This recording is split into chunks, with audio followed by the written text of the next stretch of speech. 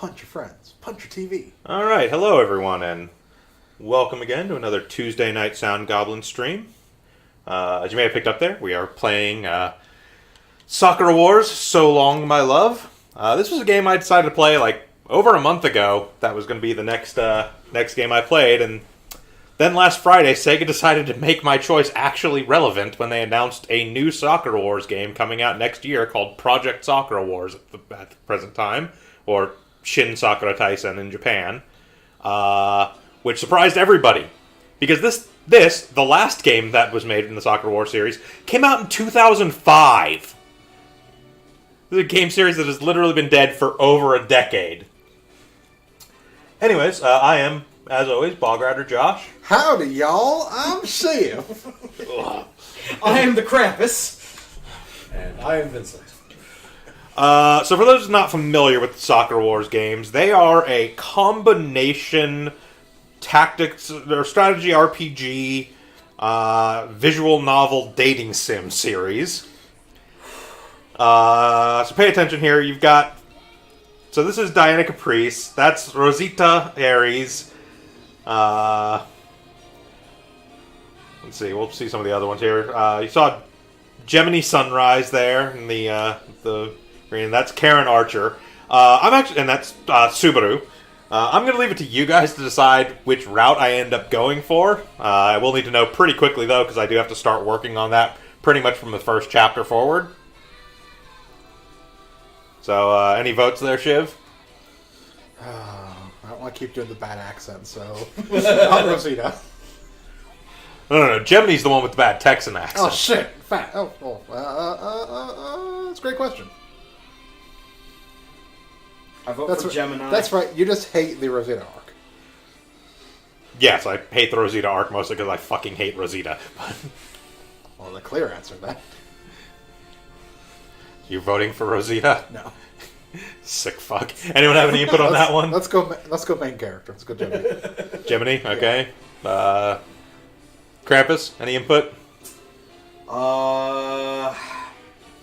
Based on what limited I remember of this game, I also vote Gemini. Okay, Gemini, alright. Vince? Not that my vote matters at this point. Oh, I have input on this as well. But all things considering, I should be giving no one dating advice, real or virtual, so I'm going to abstain. The horse, got it! Man, if Larry was an option, I'd be all about that. I'm in love with the horse now! Okay, give me a second here. Why did you The say- controller is horse? giving me some issues. Yep.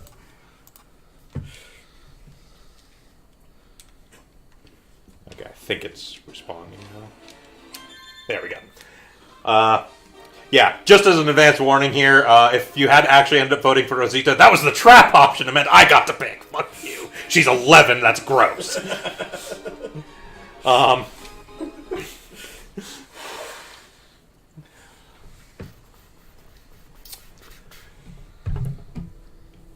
So a little background here. We're actually going to start at the Tokyo review, known as the Flower Division. This here is our main character, Shinjiro Taiga. We'll talk about him in just a second here. And tomorrow, a new life in the city will finally begin. Read subtitles. No, you don't. Most of this game is text boxes. Nice to meet you, Taka-san. So this character here is Sakura Shinguchi. She's from the main series of this game, being the numbers 1 through 4, which we never actually got an English release of. Yep.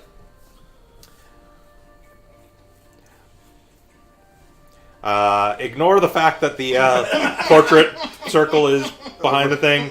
Actually, I'm going to fix that right now. Give me a second. I was gonna say. It's a weird thing with how the widescreen stuff works, so I'm probably going to have to turn off widescreen aspect to do it. So give me a second here.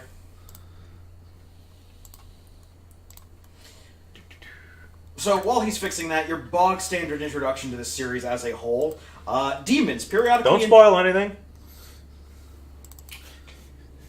I'm going to talk about it. I don't know what you're talking about demons for. They're a theater troupe. Do you think we're going to actually get to any of the interesting bits? Yes! It takes like 20 minutes! Right, then let's fill time with something completely different and unrelated. Anyone? It's should already be coming back here in a second. I had to turn off one option in Dolphin. What's your opinion on nachos? People don't put enough creativity into nachos. I need every individual chip to be custom tailored with cheese, a slice of carne asada, and actually I don't care beyond that, but maybe some hot sauce and sour cream. Or So, since this was an original Wii game, it's in 4:3 aspect. And as you saw, widescreen hack does weird things to it, so that's why we're not doing this widescreen, so don't ask.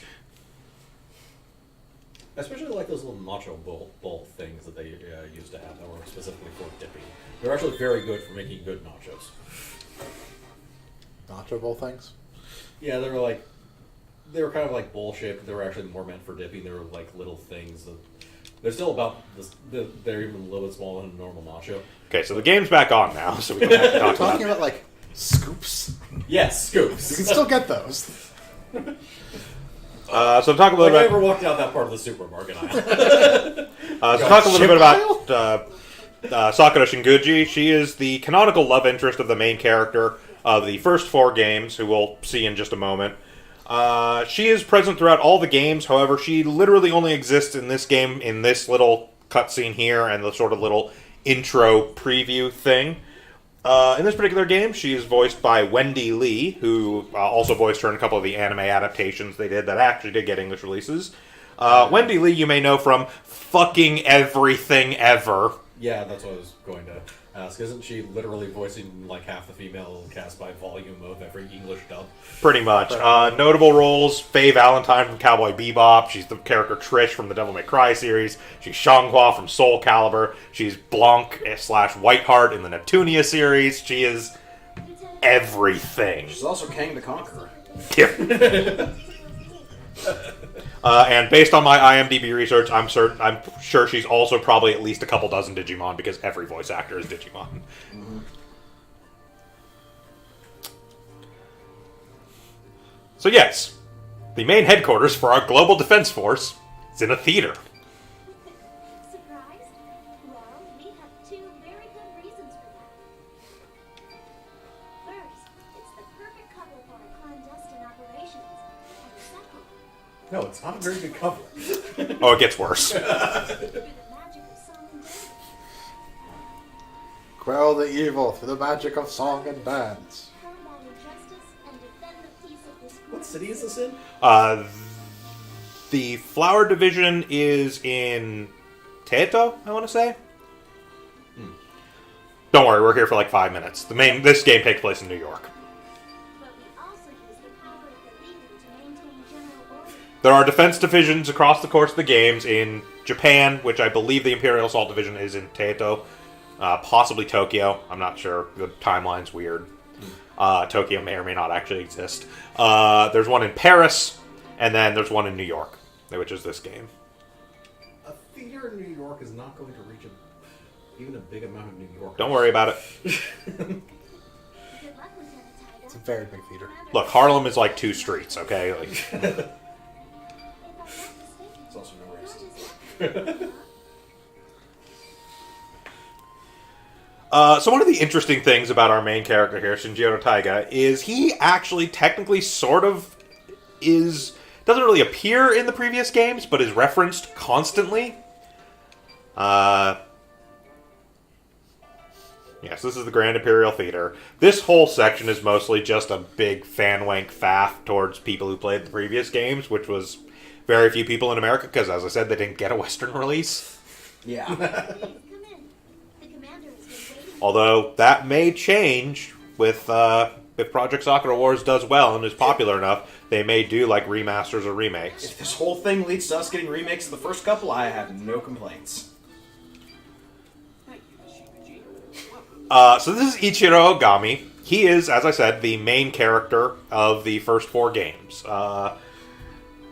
He's constantly beset upon, throughout the course of those games, by the absolute insanity of pretty much every member of any defense review, and involves traveling kind of around the world to various places. You know, starts off with the Tokyo Combat Review, after proving himself a couple times through there, sort of becomes the commander in their division, then heads off to Paris to teach Paris how to do it, and then the Paris troop comes back to Tokyo for the 4th game to learn more. And in this game, for as brief as he actually appears, Ogami is voiced by Dave Wittenberg. We'll talk more about him later. He actually voices a more significant character in this game, so we'll come to that. But His hair is also perfectly in sync with the side of his face. But yeah, through That the course is of the military hair. through the course of the previous 4 games, sort of the chapter capstones for most of the chapters of all the 4 games is actually Ogami writing letters to his nephew, letting him know all the crazy things that's been going on, and hey, I encountered this, and blah blah blah.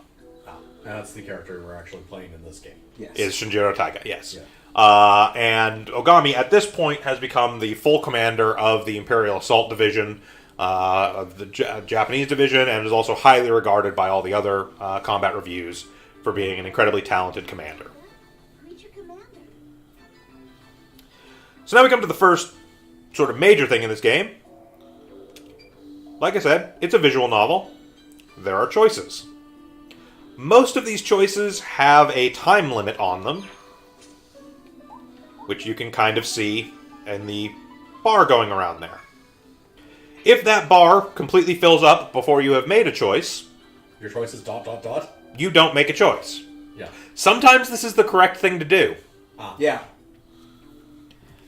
There's also a couple other sort of things we will run into as we go with various sort of little kind of QTE mini games and other types of response stuff as well. We'll touch on that when that shows up. You do technically earn points with people, and there's little audio cues that let you know if you got a good or bad response to people. But basically you'll see kind of the backgrounds behind the portraits change when you have the choices to kind of indicate what sort of attitude choice actually is.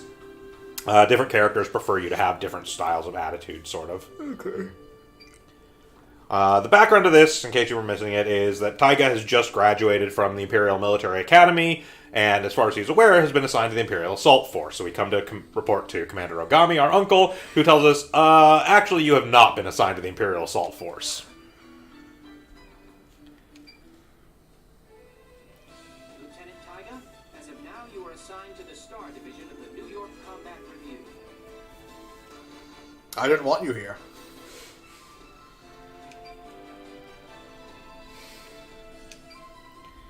It's our newest branch, right behind the Paris Assault Force.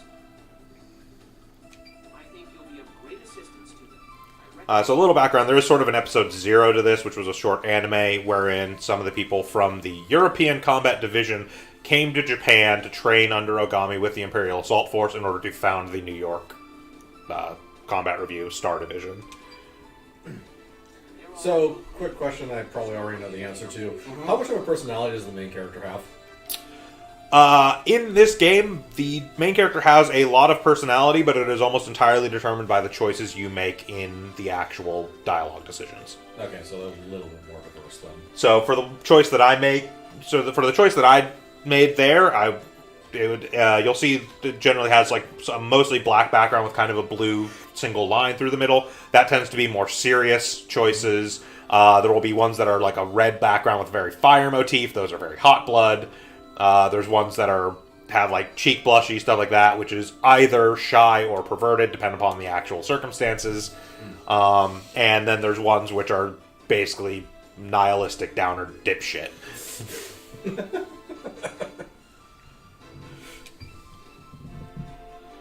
Which usually looks like that.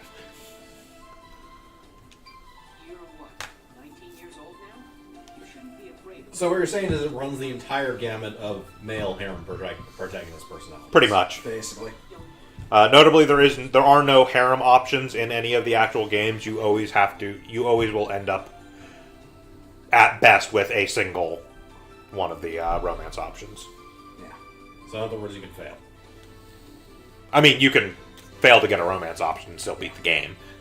Yeah. But the romance stuff is sort of a side plot and makes certain things easier because you get a stupidly powerful attack in the final battles, but it is not necessary to complete the game. Yeah.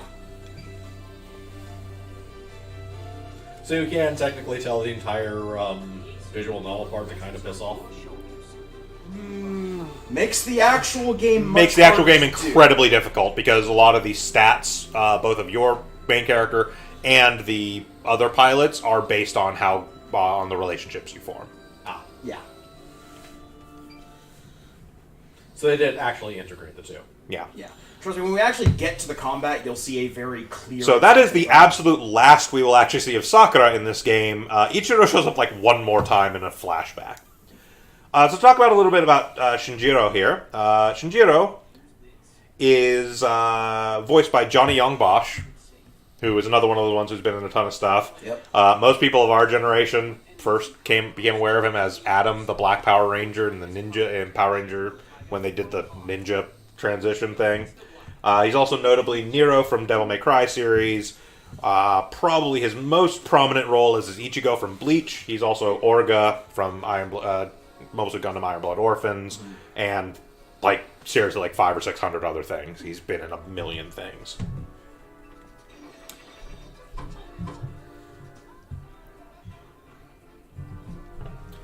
Doesn't actually have nearly that many voice lines. We mostly only hear him in cutscenes like this. Most of the actual lines that are in the text boxes are not voiced from Taiga. Almost every other character, all those lines are actually voiced.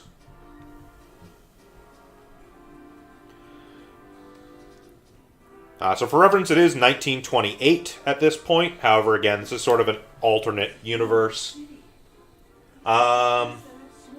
Yeah, I think he was Vash the Stampede in the English dub of Trigun Hunter. That you bring that up, I'm pretty sure that's correct. There's a way. The New York combat review is waiting for me. So one thing you're going to see come up a fair amount in this game is this word. Show them all my samurai. Numa. With a capital P. Yep. Numa is simultaneously steam and also spirit energy. Yes. So it's Steam with an allegiance. No, Fuck the phone. it's steam and also spirit energy. You know all those guys who do Clockwork Goku at WonderCon? That's what it is. And yes, Johnny Young Bosch was Vash. Yeah, I thought as much. Like I could not list everything he had done. I would be talking until well past this stream was over. Yep. Playing nuts. So what we actually needed to do was figure out what every voice actor did and just have me, Mackie, and Weldy list their stuff while you keep going through the game. That's the alternate cut when we release our Let's Plays on DVD. Yeah. Okay, so we've made it to New York. Taiga is baffled by the variety and the size of buildings and all that kind of stuff. Somebody was supposed to come pick him up, but they don't appear to be here. And a bank robbery. So, accurate depiction of New York. Yep. Like, if we want to list off everything, we can start with Wendy Lee. We probably won't get through it by the end of the video. Last time I checked, she isn't one of the most prolific. She's the most prolific yes. voice No, actor. if we started listing off everything Period. Wendy Lee had done, we wouldn't be done before next week's stream. We should just list the things she hasn't been in. Yeah. No, she's the most prolific voice actress, period. Yeah. Johnny Young Bosch is actually pretty high up there, too. I was looking at a list. He's in the 30s out of the top 100 English voice actors. Well, no, that's the thing. Wendy Lee isn't the most highest American voice actor. Yeah, she was so the I highest know. Voice actress. I know. It's just the site I didn't track Japanese ones, but so In fairness, there's more competition in Japan. yeah. You won't get away. I mean, it also helps that Wendy Lee has been doing it for 40 years. Yes. Ladies and gentlemen, time to crazy. 15 minutes.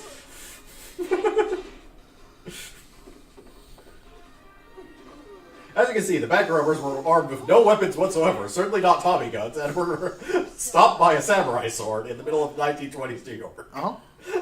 Okay. By a horse-riding cowboy woman. He uses a samurai. And an explosion-themed domino mask. I like a mask. Well, we are going the Gemini route. Yep. That is actually the choice I have to make. That actually gets us a Gemini point. I don't know what you're talking about. That's certainly not Gemini Sunrise. We don't know. It could be a twin sister. True.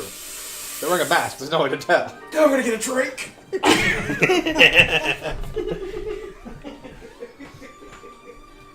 have not been formally introduced, so I will not actually talk about this character yet. The 1920s, cowboys are everywhere. That horse. What the fuck just happened? Yes. Well, what you doing with that crazy horse? That's what you're concerned about? Also, there was a bunny jester. We'll talk about her in a bit. Her, him. It's Both. it's an interesting situation.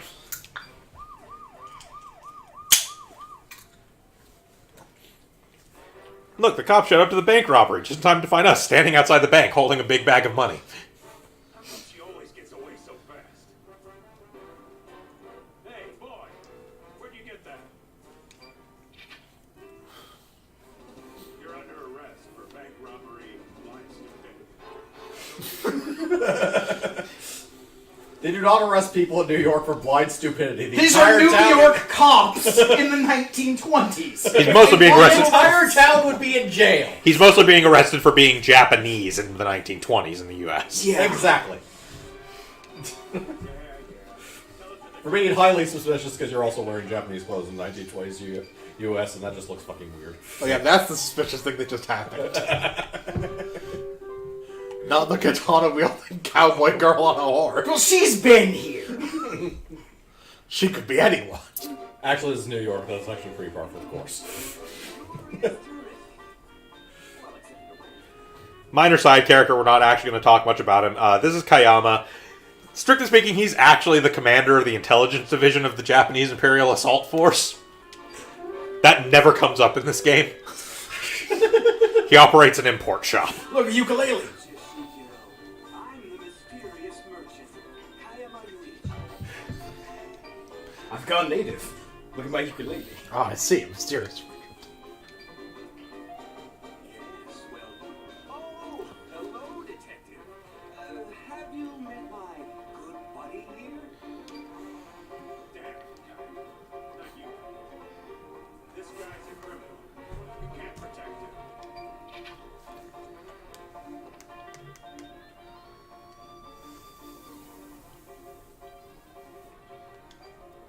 Think nothing of it.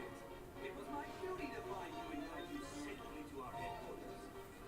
So you're late. Yep. Yes. Such a bright lad. Now please, step into my automobile and we can be on our way. You drive a panel van? Don't ask questions. So here is the Little Lip Theater, the base of the New York Combat Review. I'm never gonna stop laughing at that. Trust me, it gets better. Our little home away from home. Consider this your new office. I'll give you partial credit. That's only one piece of the cherry. This means you also deal with the doctors and Don't people's talk about hearts. cherries. People from all kinds of backgrounds come here. No, Captain. Wait, darkness in people's hearts? Is this a Kingdom Hearts world? No, people can be possessed of dark pneuma.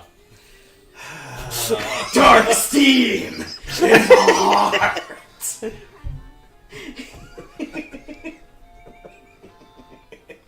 Darkness. Thanks for bringing back the new guy. Traffic must have been a pain. So this is Ratchet Altair. She is the current commander of the New York Combat Review. She actually trained with Ogami and the Flower Division to learn how to become the commander of the Star Division. Immediately replace her. Not immediately. Okay. She is voiced by Julie Ann Taylor, who, most notably that I could find, is Fumitan from Iron Blood Orphans, a bunch of characters in Bleach, and also voiced Taiga in the English dub of Fate Stay Night. Oh, Taiga. Ratchet was not one of the earlier given romantic options because I haven't beaten this game once already. On She's New my Game romantic option on, to on Game New Plus. Game Plus playthroughs, you can actually romance Ratchet. Can also dress Shinjiro as a girl. We're missing out on the important things. Thought you said you prepared this file. I didn't manage to make it through the whole game. Stalling out for 3 weeks on being able to actually force myself to get through the Rosita chapter kind of killed that.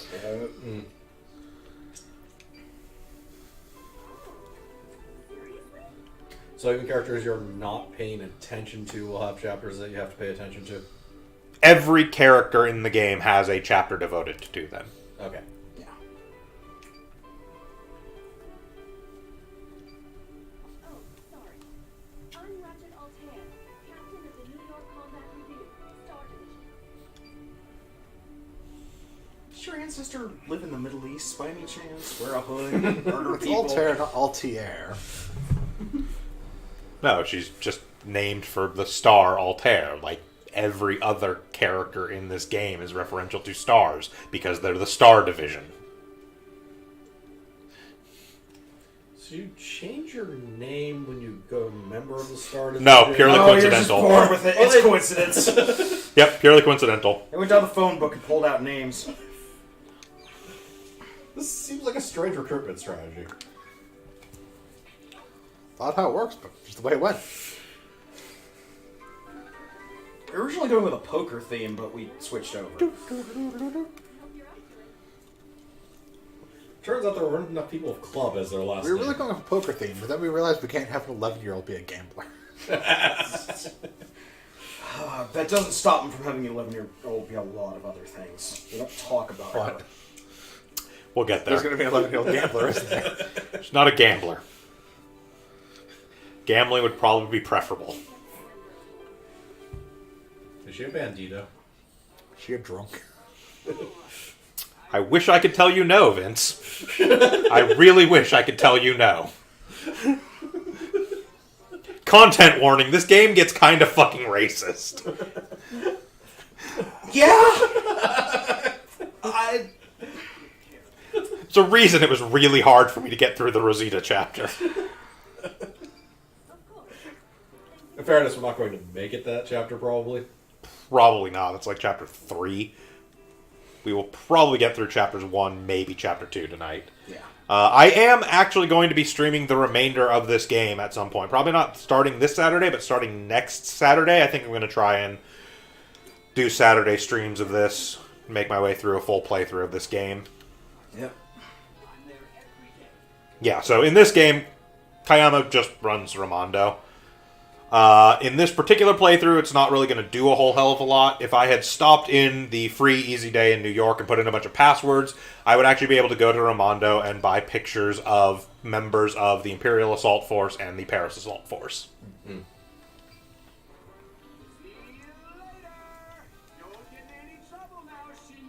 Like you just did! Well,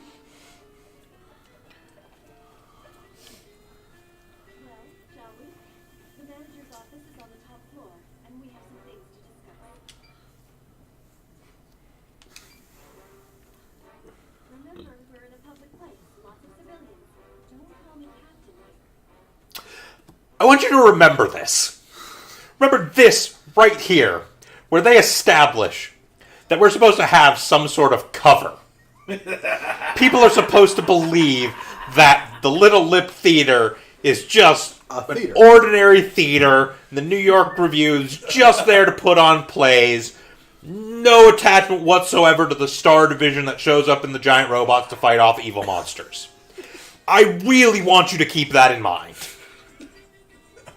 Also, if the Little Lip Theater doesn't put on a performance of Rocky, I'm going to be Rocky Horror Picture Show. I'm going to be very disappointed. It is that had not been invented yet. There's a lot of things that shouldn't have been invented in this game. Granted. That's your excuse. It hasn't been invented yet. Not steam-powered mechs. She powered everything. The I have cars to are take powered. this. No, one the at cards a are time. normal. Oh, they are? Yeah, most things aren't powered by Pneuma. Most people don't have enough Pneuma to actually operate a Pneuma machine. That's part of the whole point. You have to have enough Pneuma to actually operate one of the giant robots. And yes, I have to take this ridiculousness one piece at a time. We haven't gotten to the giant robots yet. You're gonna have a lot more ridiculousness than just the giant robots to deal with by the time we get to them.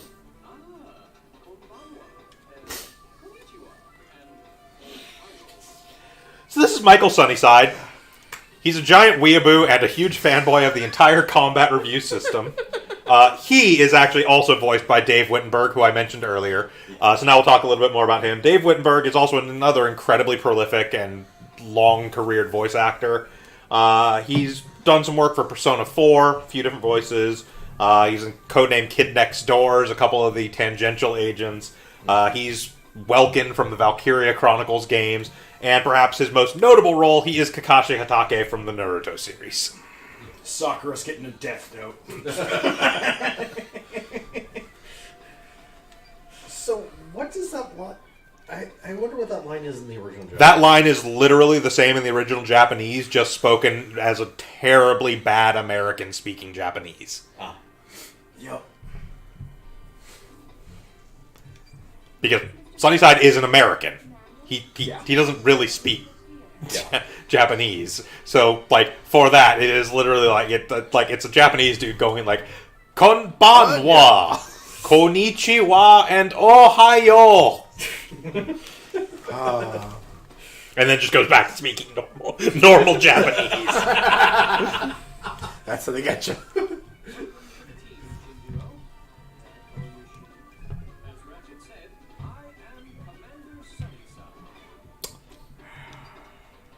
He is the actual commander. So the whole thing is that there's the combat commander, which is Ratchet, and then there's the actual, what's called the general commander in the actual Japanese translations for these squads, which in this case is Michael, or Sunnyside. They usually refer to him as Sunnyside. Nobody calls him Sunny. It's like, actually, we don't. Oh yeah, advance warning, I'm going to be abusing the fuck out of save states in this, because while the emulation in general is pretty good, sometimes the emulation of having to emulate motion controls on thumbsticks is not the greatest. How dare you? I'm sure all of us purists in the room can't stand the thought.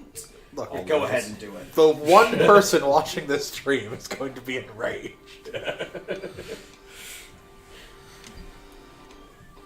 Okay, so the reason I brought that up, because here's when I'm dropping my first take, because this is the second kind of response you will see happen. You decide how much emotion you put into what you say. Normally this is done by literally like having to tilt the Wiimote damn near till it's pointing up and hope that the damn thing detects it. But sometimes it doesn't detect the thumbstick that well.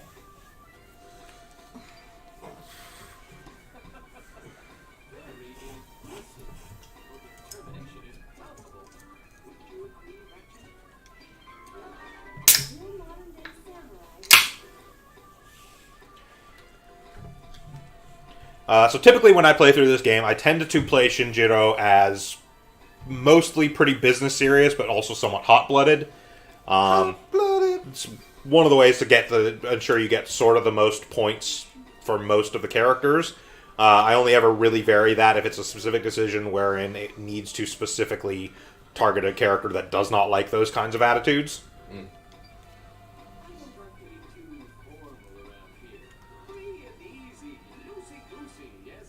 I'm not even wearing underwear. Too loosey-goosey. Or pants. There's a reason the camera doesn't go that low. Flag boxers. Boxers actually made from the American flag. We've arranged an apartment for you in the village. You can take your things there right away.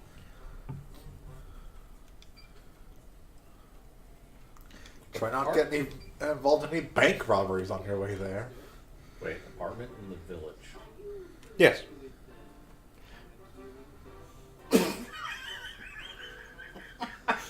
Because that's a casual thing you ask. That's my face. Same, Shinjiro. Same. Now, I don't want you to think that Harakiri is a viable option here. Understand? What are you going to do to me? Here in America, you are expected to live with your mistakes. Or or use a gun. Have you gotten your free hamburger and Smith & Wesson yet? I actually quite like Sunnyside. Here's your burger. Here's your gun. Welcome to As America. as much as this game, as I said, has some slight racism issues, it's honestly kind of just as racist towards the Japanese as it is towards everyone else, and most of that manifests through Sunnyside. So there's a bunch of interstitial sort of menu pop-ups during chapters. Come here. So we end up with, condition. This is the very important thing where we see our rank, which is very much dependent upon how well we treat the others and that. And then over on the right-hand side, as we meet them and start working with them, we'll see the various girls that are also part of our team, and it'll tell us what condition they're in. Then we have the friendship matrix, which tells us how they feel about us and how they feel about each other. In a pentagram. Yes. Of darkness. Again, this is all remarkably important. It actually impacts their stats and battle options in the actual combat sections.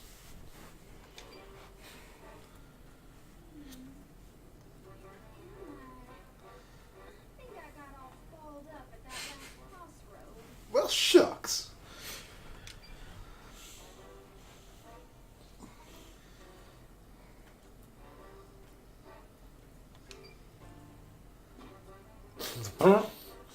And then she's done. Oh, mercy me! You okay? Here, let me just... So now that we've formally met her, let me introduce Gemini Sunrise. I'm just going to read exactly what I have written in my notes here about Gemini. Ostensibly the main female lead of this game. She's from Texas, can you tell? She's voiced by Laura Bailey. My exact notes say, I really don't think I should have to do this one. It's Laura fucking Bailey. She's one of the most prominent voice actors of the modern times. She's in a ton of stuff. She's fucking Jaina Proudmoore from World of Warcraft. She's like a dozen different characters in Naruto. She's Amber from Ruby, but we won't hold that against her. And she is notably one of the players on the Critical Role live actual play series.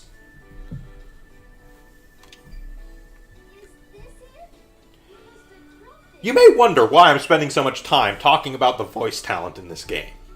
It's because the voice acting in this game is fucking terrible, and there is no reason why it should be. Every single one of the people working on this is actually incredibly talented. Because they were all phoning it in. It must be like combination bad voice direction, except I even Yeah. looked up the voice director, and the voice director is a really good voice director. That's weird too, then. And even if the actual voice director is not a really good voice director, one of the other voice actors in this game is Christina V, who is an incredibly talented voice director, and even her performance is bad. Okay, I Well, understand. God and gee, we just didn't give a fuck, did we? In Japan, this is a long-running and, well-regarded series. In America, this was a shovelware bin title. This was a dating sim RPG on the Wii that was literally sold in bargain bins and I only found on... PS2 I'm release, so too. confused now. So she ran through town on a horse, stopped a robbery. Hey, you don't know that was her. Okay. Someone who looks oddly similar, probably her sister or something, ran through town on a horse and stopped a robbery. Clearly this happens on a regular basis, considering how annoyed the police were that this occurred. Doesn't know how to find a way around town. Would you believe me if I tell you there's actually an explanation for that? I mean, sure, it's probably something stupid. The truth will astound you. The horse I knows don't. where to go, doesn't it? I don't know. No, it's actually kind of dumber than that. I don't know how much I actually want to go into it because I am going to play through this whole game and it's kind of spoilery for what happens significantly I later. say we let it happen naturally and watch his react. I want to hear the strangled cry of agony. Well, I mean, it's not going to happen tonight. I know. Definitely, but I know, but I'm saving it up for the future. that's like chapter 6 or 7. Yup.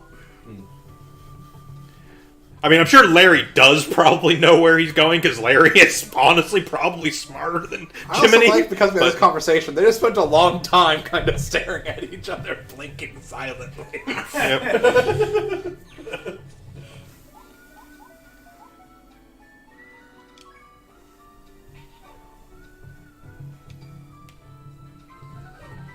So that little jingle you heard, the Yeah. that means I got points with her. There's kind of a negative version of that, which is more of a like, yeah, pretty much. Yeah. I tend to try to avoid getting the negative points as much as possible, because there's very few situations where you get positive points with one character and negative points with another, where you couldn't potentially get positive points with like everybody. But in this particular instance, since we're going for the Jiminy route, I will prioritize getting positive points with Jiminy. If I get positive points with others, fine. If I get negative points, whatever. Yeah. Don't like ignore everyone else, but Yeah, because I do still want to try and get their stats to be better and stuff, but... it's Also, it would be nice to the others if the without choice actually goes rolling between her and someone else, go for her. Well, it's more along the lines of I may actually save scum decisions involving Jiminy to make sure I get positive points. I will not do so for the other characters.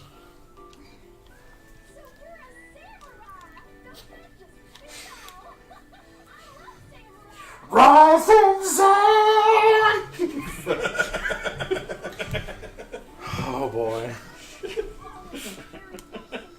She also has some very interesting ideas about Japanese people. Yes, but those come from a very different place Japanese than people Sunnyside. or just samurai? Yeah, mostly samurai, but she kind of thinks all Japanese people are samurai, is the impression I get. Yeah.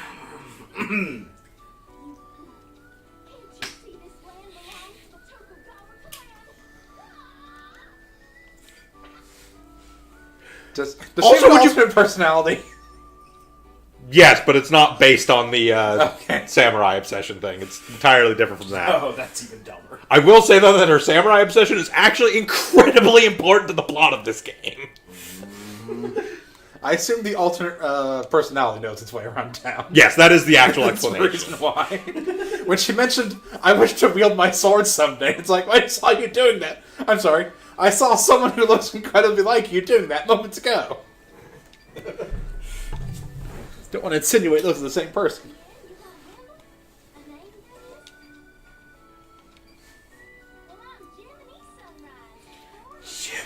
I was wondering why you were calling her that. And then Yeah, I because it's not remembered. Gemini, it's Jiminy. Gemini, yep. Yeah, I was saying her name correctly. I had the feeling, I was like, I should not correct him because it's going to be Gemini in this game, and I'm going to make a Lujor joke. What, you talked about Lujor? Yeah! Member of Organization And 13? Zion! No, she And almost Rojas! Lujor oddly unknowingly not follows their existing naming convention for the LUX sound. Larzine. Same with Luju and I would like it noted, by the way, when I gave you guys that choice, Uh-huh. Rosita was the trap option. You chose the one of the three I liked the least. Jiminy is so fucking annoying.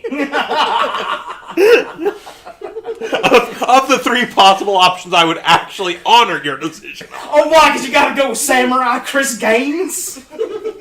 No! It has less to do with the annoying Texas accent and more like the things about, oh, your name's Shinjiro, I'm going to call you Shiny. Well, come on, Shiny, let's get a wiggle on. Who knows? This is the first time I've seen something legitimately offensive to Texans. Yeah, no, it's amazing. Someday I'm going to be an actress. You do Dallas, baby. After this performance, I'm not sure. Okay, so remember, we do have to keep cover, so we can't yell that we're to join the New York Combat Review. Man. But yeah, become a great man.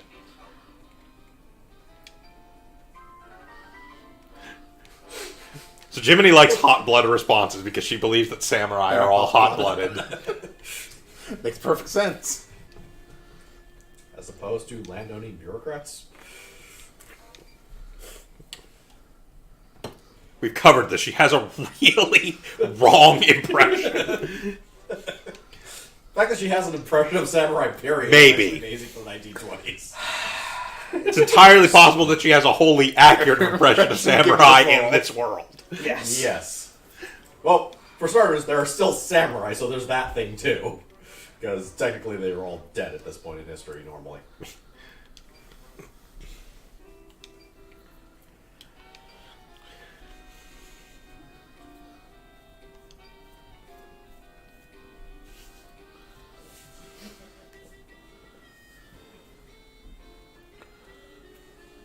Being followed around by a whole jazz band. They've only got one Casio keyboard between them.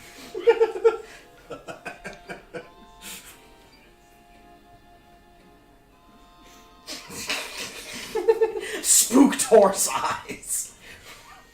How many new Japanese immigrants are there to this city that would actually be surprising?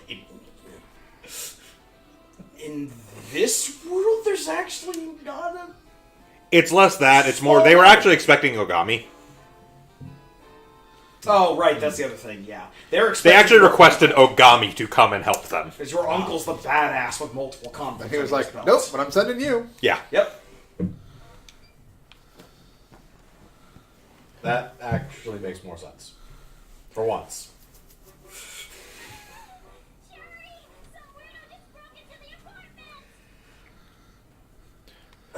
So this is Anri Yoshino. I had notes about her, but she's a minor character, so I don't care. Poor Henry.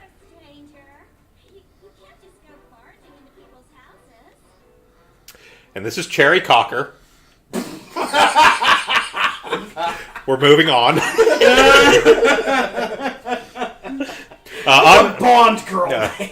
Henri and Cherry do actually work in the theater. Henri runs the like souvenirs booth where people can buy like programs and pictures and stuff like that. Cherry and, Cocker. It's very simple. and Cherry runs the concession stand.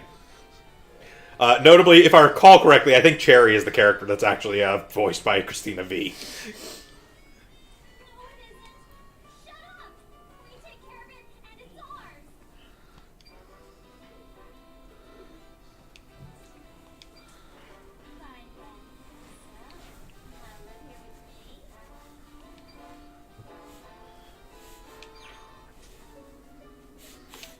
It's decent.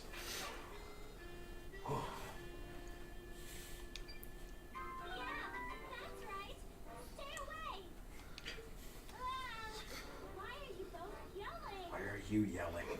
Why is anybody talking? I'm not yelling, you're yelling.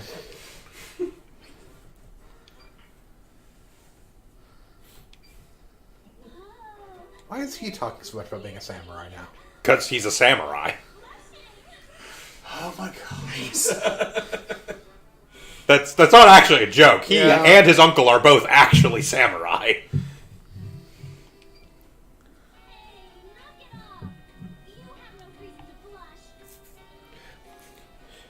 By the way, in alternate playthroughs, which I may do at some point, probably after I do my first playthrough just to show off the Ratchet route, fucking with Henri is really funny.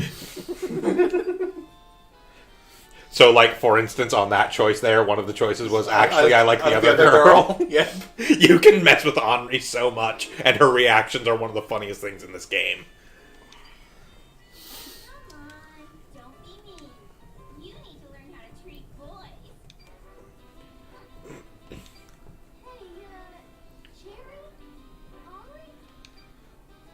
Hey, Gemini. What's taking so long? Did you meet up with the new guy? Oh, such disconnect between the text and the pronunciation. What? It's Gemini. Yeah. I don't see what's so hard about this. 'Cause you've been saying it wrong. Don't you remember all that this time. Disney character, Gemini Crockett?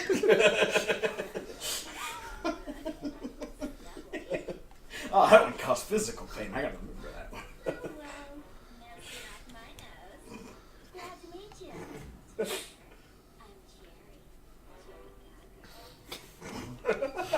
Here at the watering hole at our humble I don't think we have to say anything. Yeah, no. You do know how to She whistle, says all don't that you? needs to be said.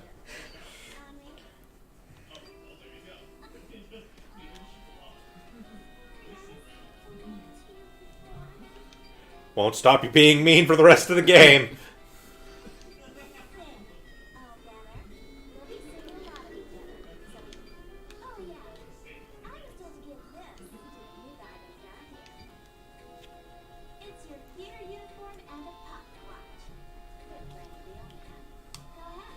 Was Mark? She was an alchemist of the state. Sorry, wrong. Roxas.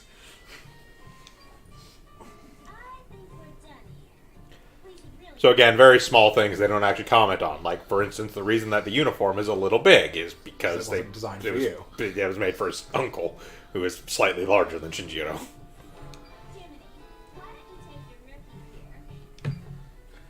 His uncle, who was 4'8", as opposed to him, who was 4'6". I think they're taller than that.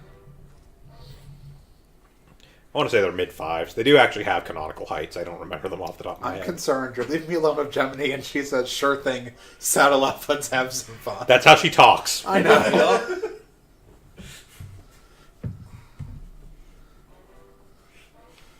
So now we get to this part where we get to actually wander around town and go to various Cafe places. Samba. So we're going to go over here to Maggie's Grocery.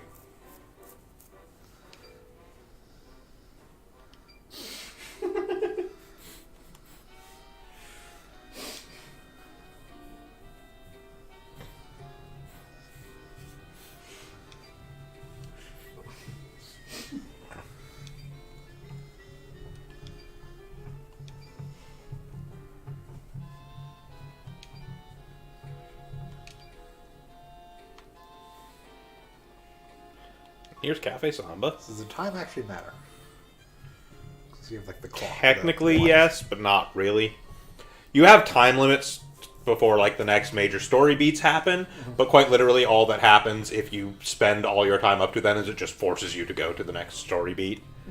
You can go earlier if you already know where to go and all that, but for a lot during this part it doesn't really matter that much. During later chapters there are certain events you'll want to trigger.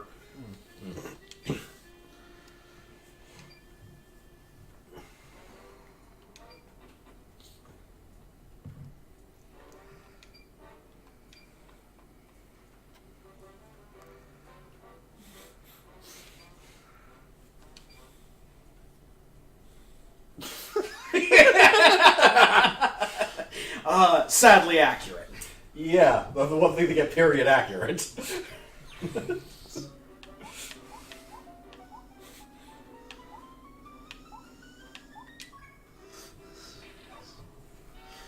Yeah, you know, gunfights, perfectly normal.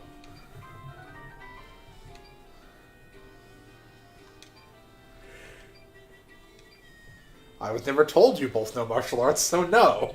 I mean, it would be a safe assumption on the part of Ratchet, since we know she's part of the combat review. Jiminy, on the other hand, I don't know how the fuck we were supposed to know that. I presume since she was in the apartment that's full of people for the combat review and Ratchet knows her, it can be assumed that she's a member? She is not, actually. Oh. She just works at the theater. Did she quickly become a member of the combat? She is quite literally the last pilot we get in the game, Oh. other than Ratchet. Technically, we start with Ratchet, and then something happens, and we don't get Ratchet back till the end of the game. But of the actual ones that join over the course of the game, Jiminy is actually the last one. Huh. We have to solve this strange mystery of this masked horse-riding vigilante first. I see. It's very important.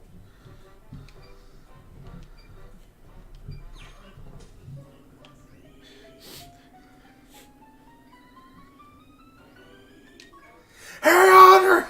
Yeah, we're-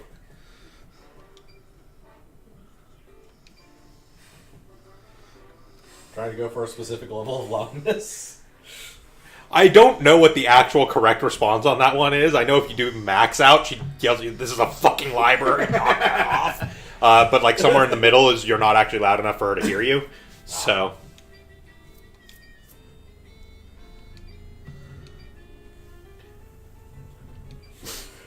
Thank you. You're so an ass.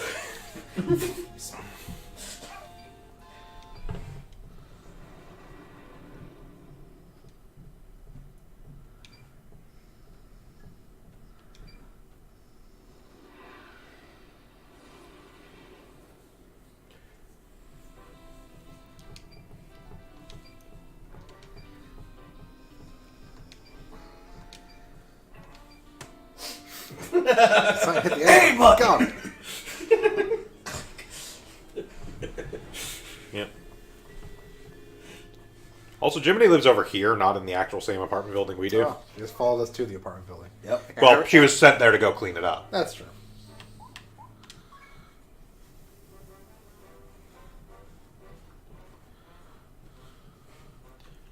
So this is Midtown. It's in the middle of town.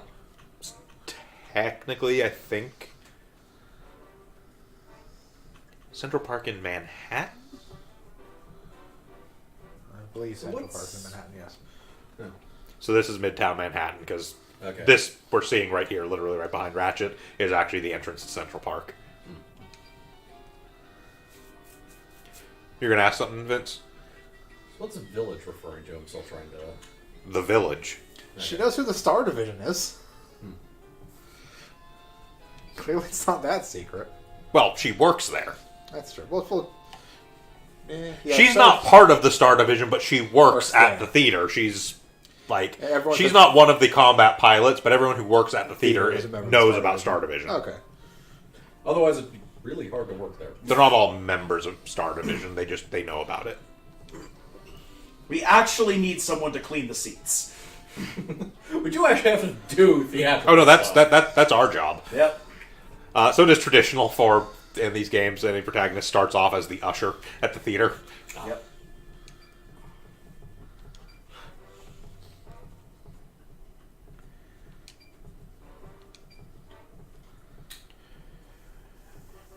So now we're in Midtown. So like I said, this is Central Park over here. There's the Hightower Apartments here, which is where they were talking about the fighting was just taking place. There's the Gold Plaza Hotel.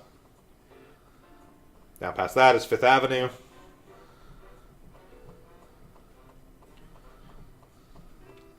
And a little ways up the street here is Romando, which is Kayama's shop.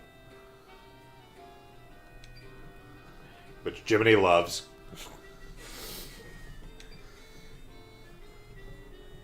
For obvious reasons. That makes sense. Yeah. Because it's a Japanese import shop. It also kind of explains where she got the katana. She also special ordered a samurai wig. And no, that's not where she got Red Dawn. No.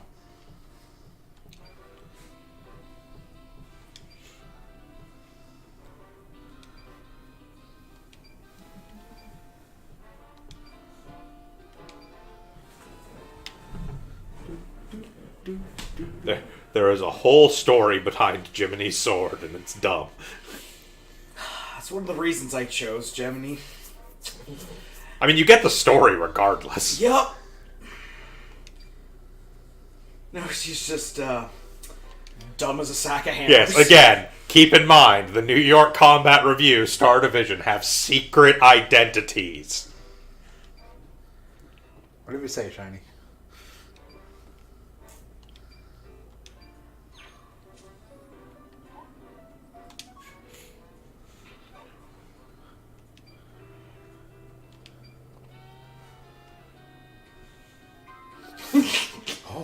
I love the poleaxed look.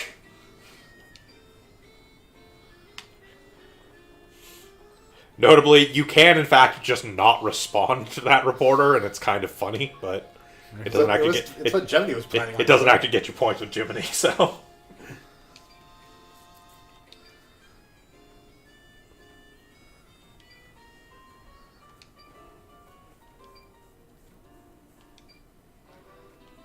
Hans, a zoo, a secret organization. That's exactly what you think it is. Okay. What are you actually supposed to do here? Look around. Okay. There are lots of things to look at in this picture.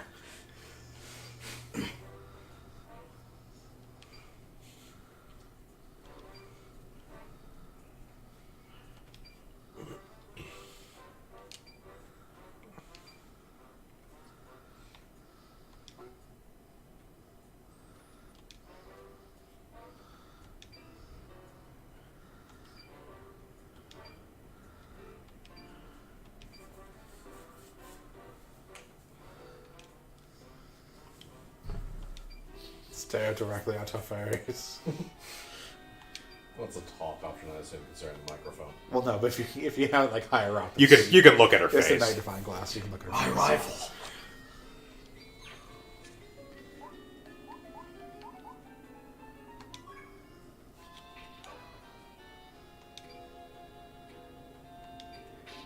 rival. Jump, chomp.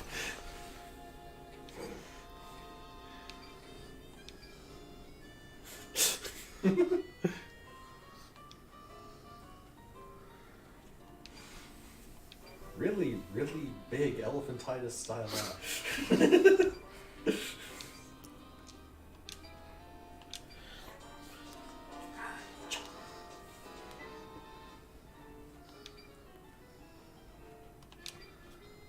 Your watch is a phone. Yes.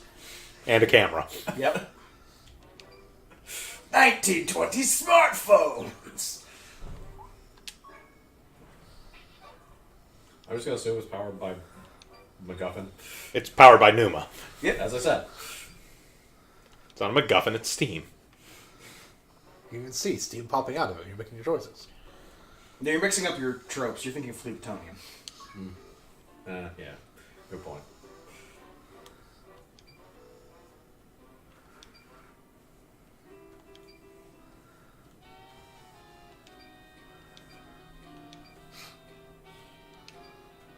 Oh, I did it again.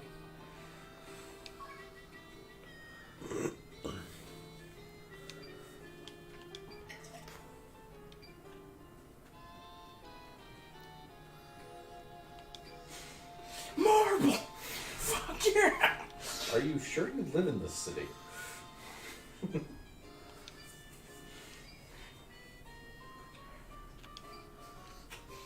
Shouldn't you take care of her? She's rolling around, rubbing her face on the marble floor. Marble!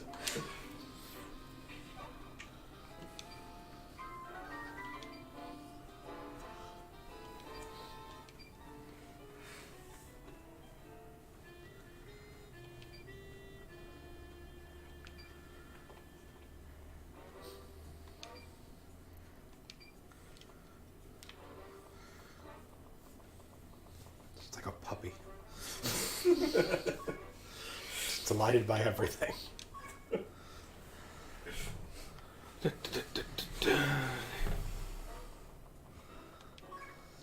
Samba.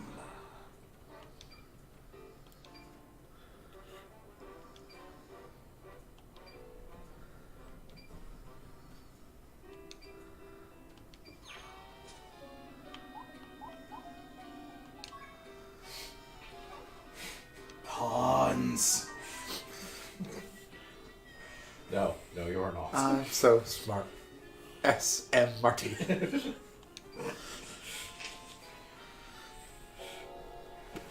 Dun. Dun. Casio keyboard, you say? A bunch of pre-programmed sound effects. That's generally the indicator of like, oh, it's gonna drag you to the next story push you beat, to as the it'll next usually story do the little like clock chime.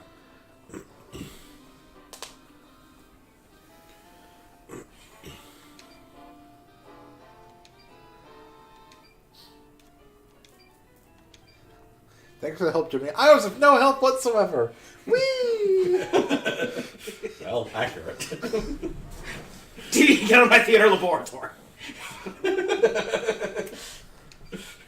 This one's called The Fanciful Samurai. The elevator's here, Lieutenant.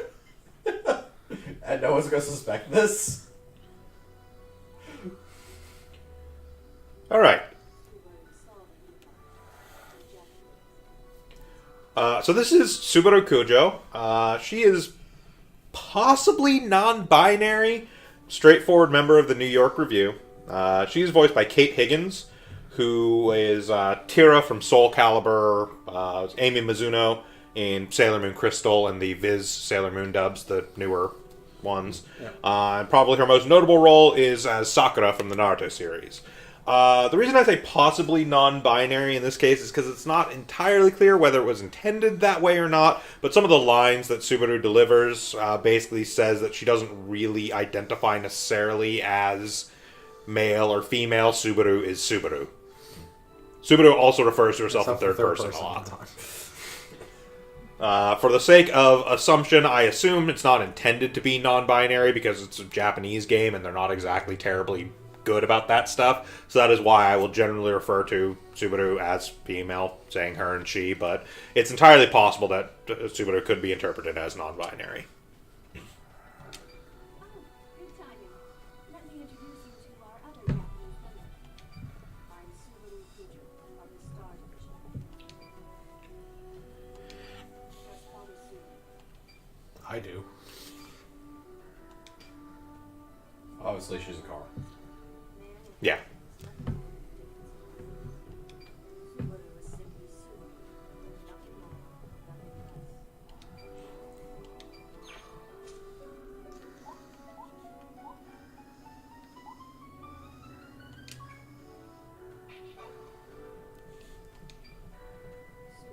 see why.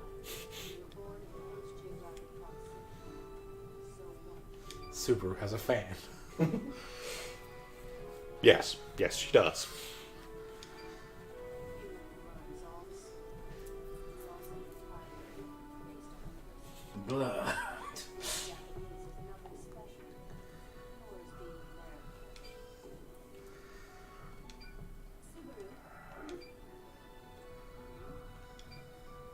Subaru is certain there's no way you can replace him.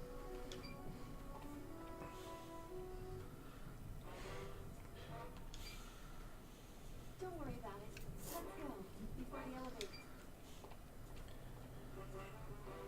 Just hold the door button. I thought Karen was in the dressing room. Wait here while I go look for her. She must be around here somewhere.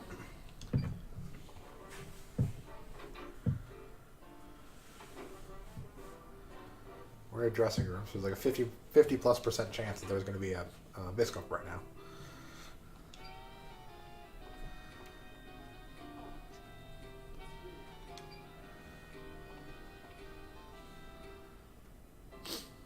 Yo, what are you doing? Visitors aren't allowed. So this is Karen Archer. She's a no-nonsense lawyer from Harlem who is not about to put up with your shit. She is voiced by Erin Fitzgerald, who voices, probably most notably voiced Noir and Blackheart in the Neptunia series.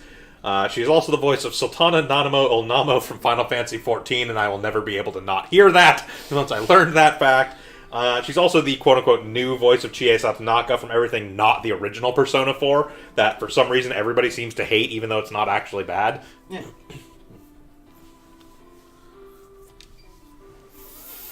Steak.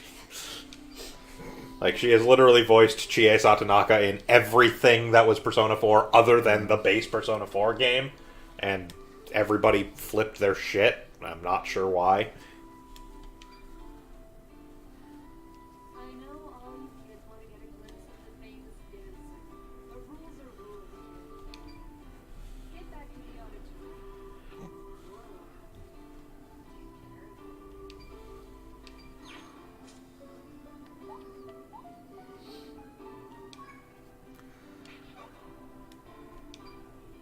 Yeah, that's what everyone says.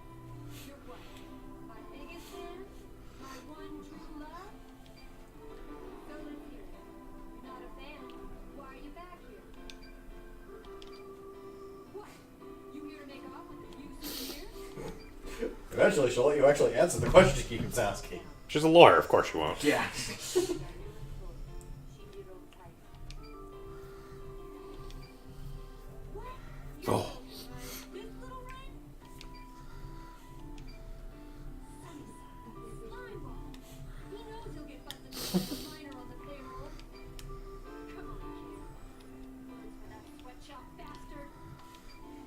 I'm a lawyer. Was that a problem in the toys? I won't stand by and let him just fall like this. Does Rosita end up on the payroll? You don't help, I might just have to Let's not ask Don't ask questions. There's a lawyer in the room, Mackie. Don't ask questions. Also, notably, I think Jiminy is like 17, so... That wouldn't technically be a problem even today. You can't. She does 11. No, the 17. Labor laws do allow for 16 tech. Yeah, I know, but it's just... 11 is a completely different matter. If you're looking up when labor regulations about child labor came into play, do remember this is an entirely alternate history, so... Yeah, they're fairly liberal with a lot of stuff. If you want to be like, oh, well, there weren't labor laws in 1928. Yes, there also weren't giant steam-powered robots. There weren't really samurai in Japan either. No. Well, there were. See, This is most people forget about our steam-powered robots, much like they forget about that time Sherlock Holmes fought a giant steam-powered mechanical dragon. Over the skies of London. Curious of a tangential question, which is the child labor laws thing, quite simply because it brought it up. Yeah, 1938, basically. New Deal. Yeah. Stuff. Don't you know there are laws against putting 13-year-olds to work? In this alternate dimension. I'm not that stupid. The law means nothing if you don't respect it. Just knowing it isn't enough. I will not stand by as my employer praises its mentality less than that.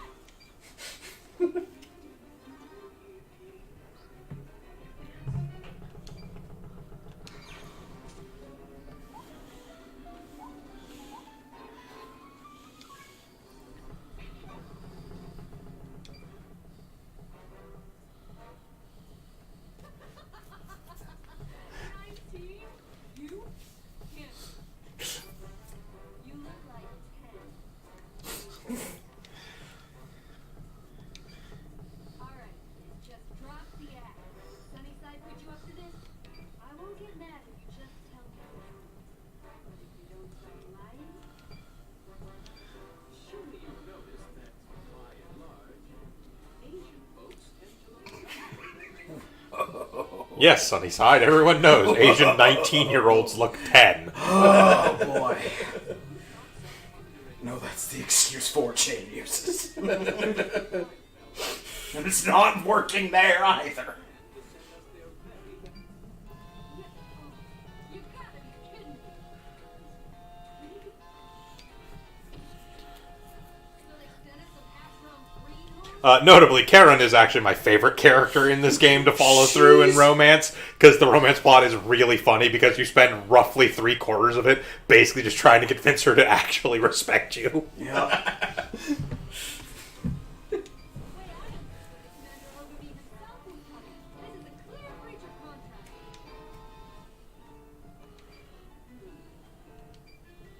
So why don't we pack this one up, send him back, and get the commander over here, huh? Chop chop, get it done. I'm out.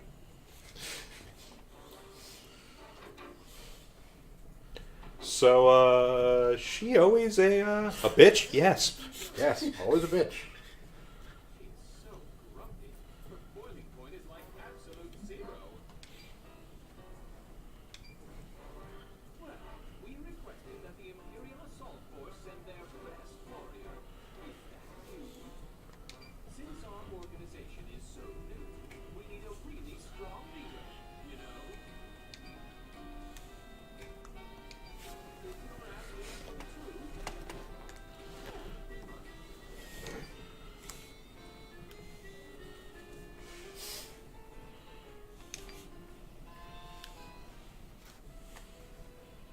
So did he just really not want to come to New York? Huh? His uncle? No, there technically are reasons why he sent Shinjiro.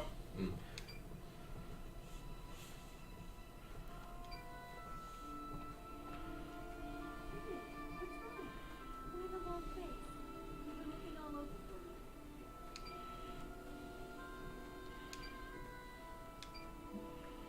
Is that so? What can I say? We were expecting the commander. You're just gonna have to accept that.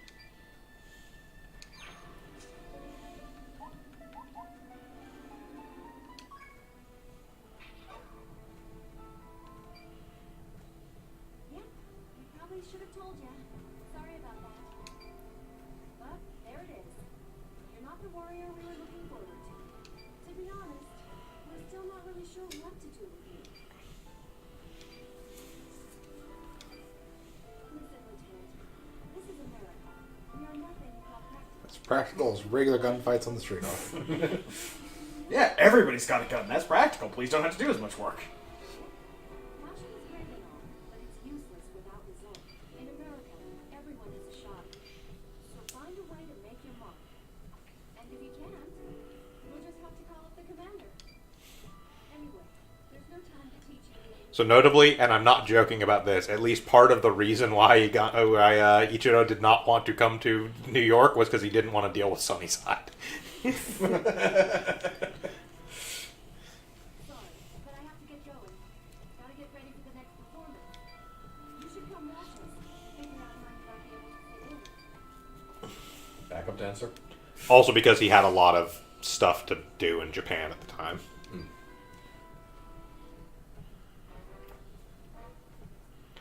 And no, we're not a backup dancer, we're an usher. Yep. It's literally what the default job is for protagonists in this series.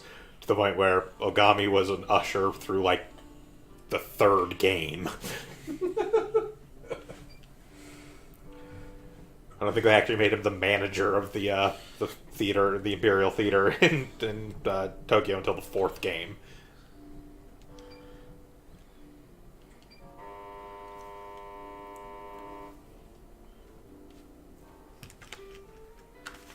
It's about to start.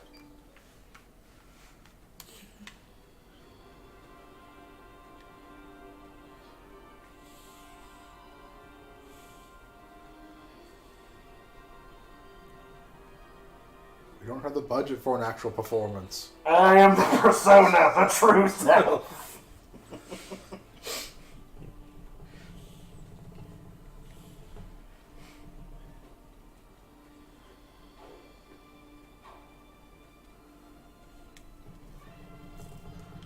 An elephant? I've forgotten about that. Yes, that's an elephant. Yeah, we don't talk about the elephant room. Well, they have a live snake. I wish I could say the live animals involved in this performance are the most, the like, most irresponsible thing they do. I find it strange. They have all this budget for an elephant and some snakes, but no budget for an actual band to play music. Or, I don't know, no one actually has voices in the middle of this performance. We will, possibly get there tonight, possibly get there next time I stream this. Not this Saturday, but next Saturday. Once Rosita joins, they just have her do live ammunition gun shows on the stage. America! America! They're used to it at this point. Just another mafia war. Go about your business.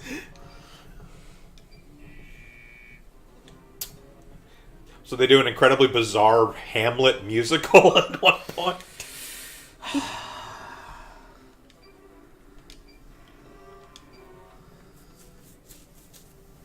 Why is that boy talking to his pocket watch?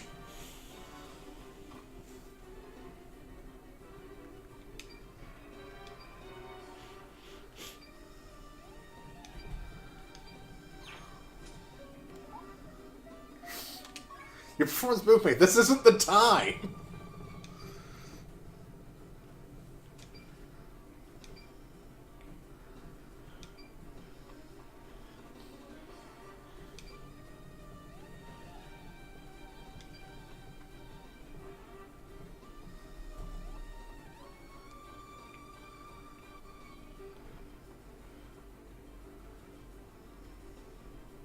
This isn't the time. New York is being attacked by evil steam. No, it's being attacked by monsters that are powered by and feed off of evil steam. Ah. Sorry, Lieutenant Tiger. I can't let you into the conference room. Your orders are to clean up the theater. Cleanliness is of the highest importance.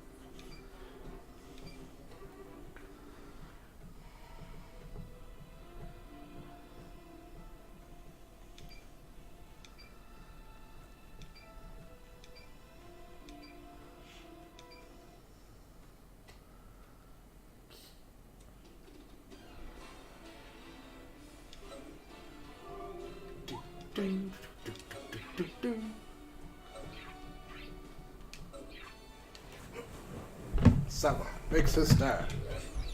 So you can kind of see now. You can see get Okay. motivations on them, and in a second it'll switch over Fairly to. motivated. Not motivated.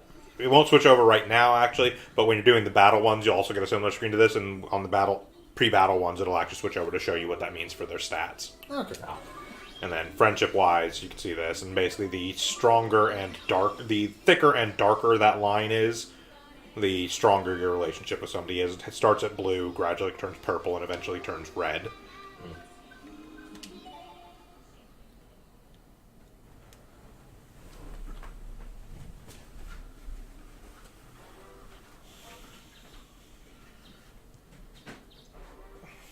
Sure.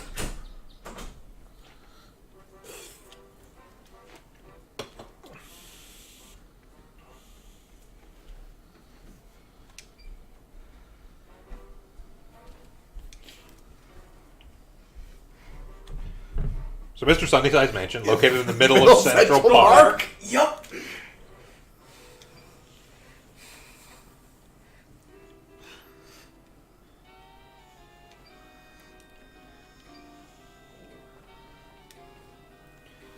This is Mr. Wong. He also works for the Star Division.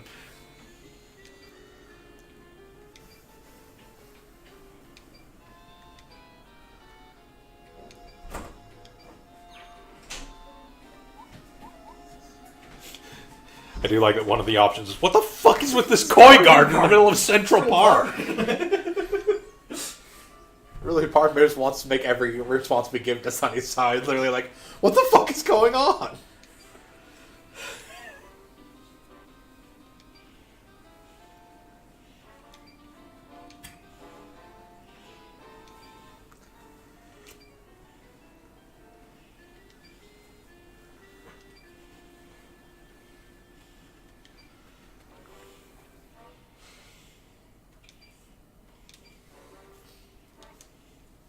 When talking about Sunnyside, he was just like, shut up, be an usher. Pretty much. I don't want to be an usher. Everybody basically assumes that Shinjiro can't do shit because he's not Ogami. So this is Diana Caprice. She's studying to be a doctor, but is also like given up on life, I guess. It'll come up later on. Doctor, she's also a nihilist. It'll come up later in her chapter. There's a whole thing about she's in failing health because she has so much pneuma it decays her body. She's voiced by Karen Strassman, who is probably most well known for being Rouge the Bat from the Sonic games. However, she was also Nanako Dojima from Persona 4 and the related games to that. Casca from the 2016 Berserk series. And Willow from Monchichi Tribe. I couldn't make this shit up if you paid me to.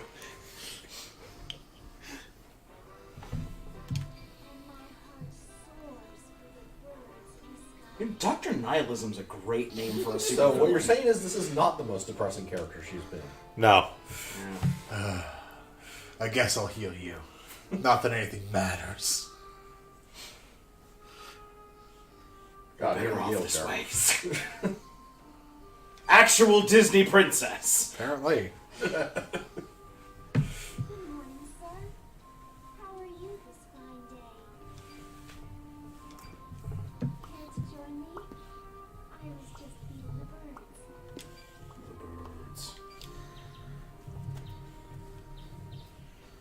I was just feeding the birds. I was just feeding the birds to this wild cat. Circle of Life. I'm glad to see you smiling. You looked so depressed a second ago.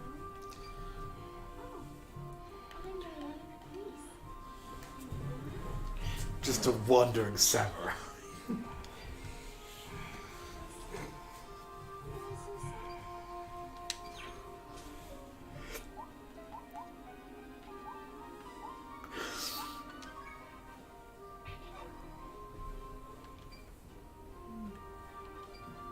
Don't get discouraged.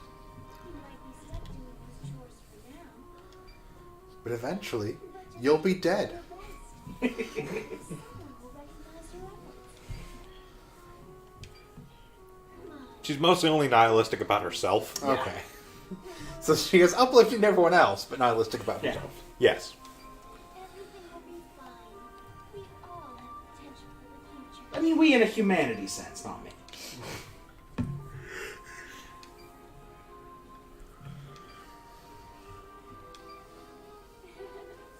I'm glad.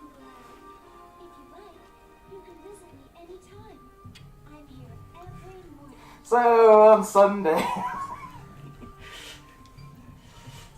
care. This comes up much later on, but isn't really like some big plot reveal or anything like that. She's like Sunnyside's niece or something, so lives with him. Ah. Can't remember if she's like his niece or like a child of like family friends or something or whatever, but she lives in Sunnyside's mansion. So that's why she's in Central Park every morning. Sunnyside's New York mansion. Yes, his New Yes, York mansion in in the the middle middle of Central Park. You stepped away to the bathroom and they revealed that one. Ah. That whole scene we had where he was standing on the yin yang feeding his koi is the front patio of his mansion in the middle of Central Park. He was about to meet the congressman. Yep. Sunnyside's an important man.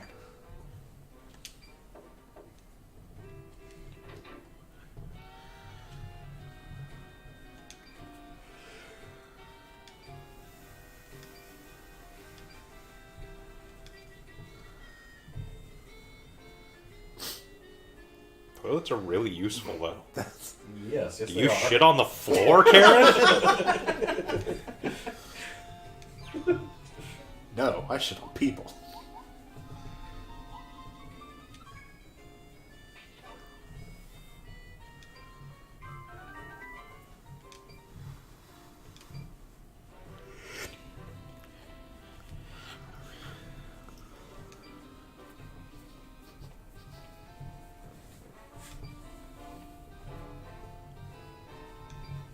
Oh.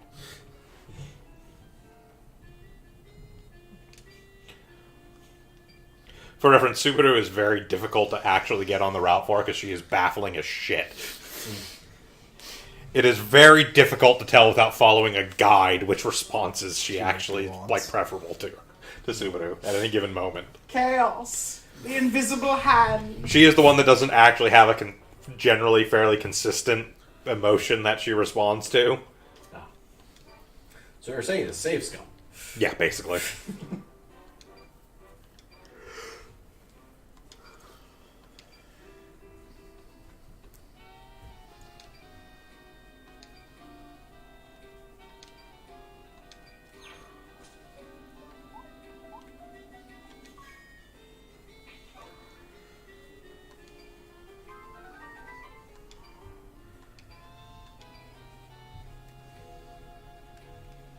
Gemini, on the other hand, is really, really easy.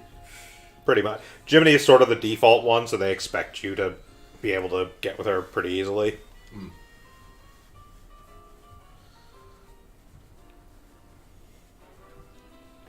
Drop a save state right here because there's a minigame thing coming up, but I don't remember exactly where.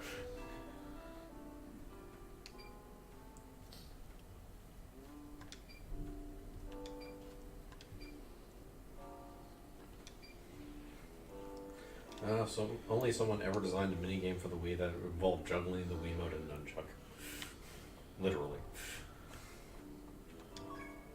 And then to find someone stupid enough to actually do it.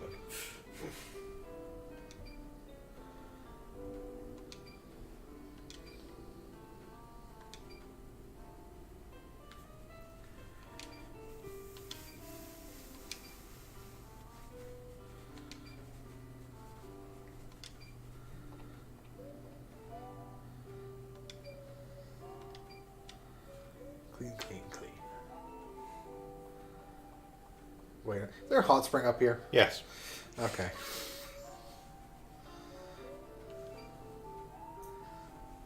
In fairness, the specific area seems designed with Japanese people in mind, at least.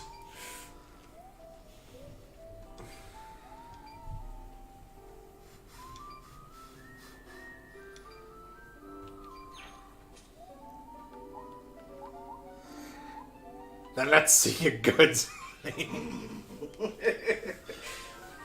It's that kind of series.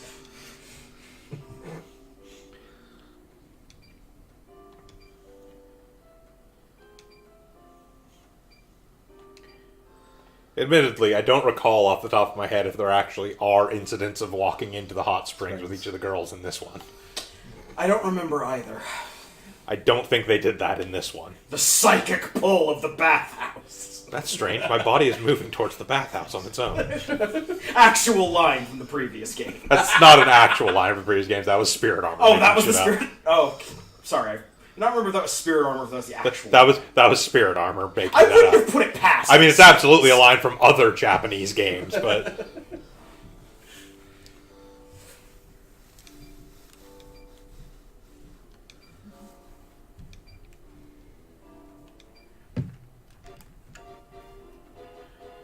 okay.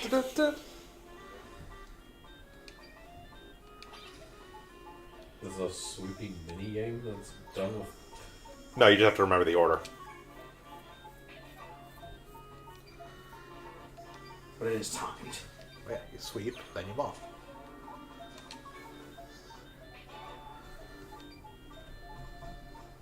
And also just follows logic? We're gonna wax first.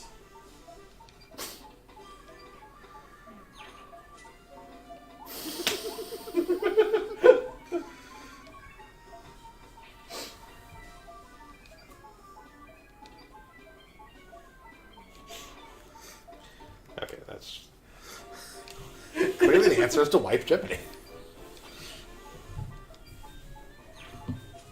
Yeah, they will throw other things in here to trip you up. Not just in this one, but in general when they do. this one is actually sort of the gimme. It's pretty easy. Okay, so we're gonna save state here because I don't remember what the actual option is to go on Jiminy's route here.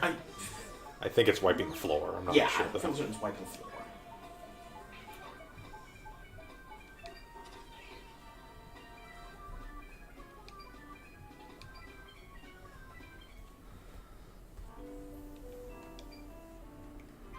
Yeah, there we go. Yeah. Yeah, so that one was a little longer, had a couple extra turns, means you got a lot of points. There are sometimes options within a thing that get you some points and then a lot of points, so...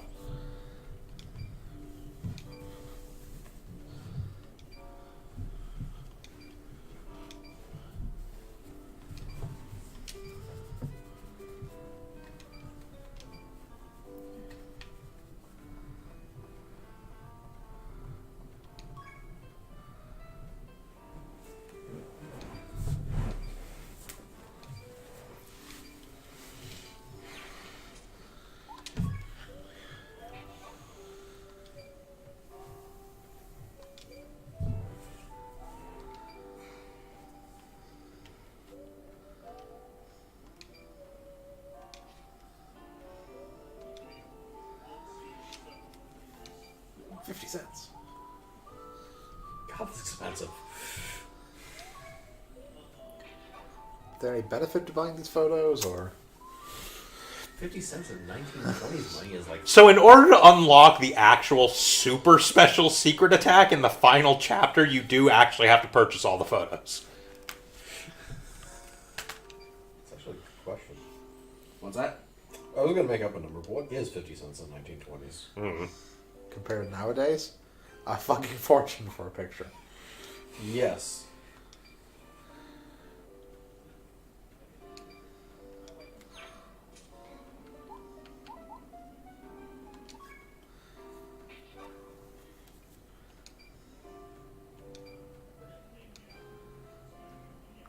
It is approximately. My phone is having Wi-Fi Why? issues. Because I fucking hate you, that's why.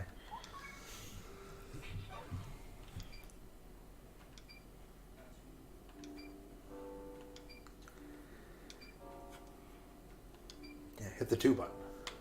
Yes, like this.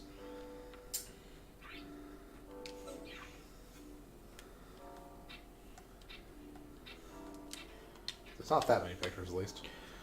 That's only because I didn't put in the codes. Ah. Codes increase the number of pictures there are, or...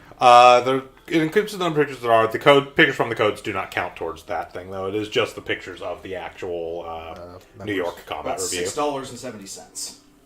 Roughly. That is a...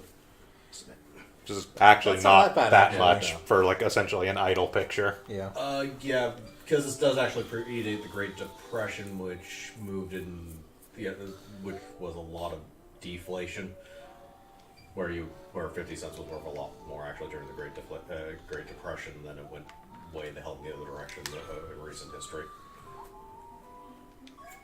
That's quick. I burned my hand. Pronounce your feelings. Like, she wanted an answer quick. Yep.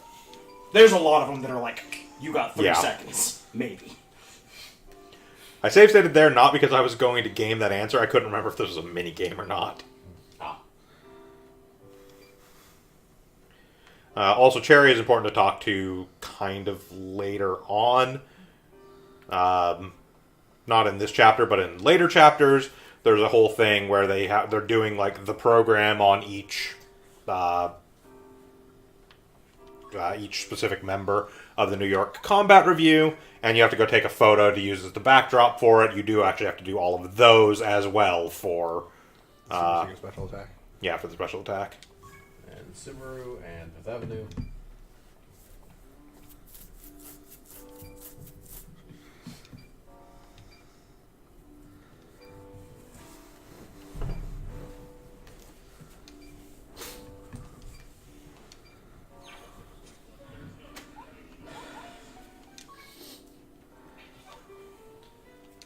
It's okay, I'm used to it. She's just a bitch. Look, no one in America likes me except for Gemini.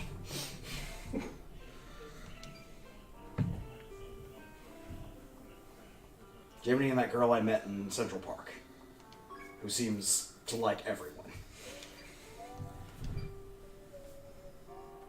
Shinmaster! Finger guns.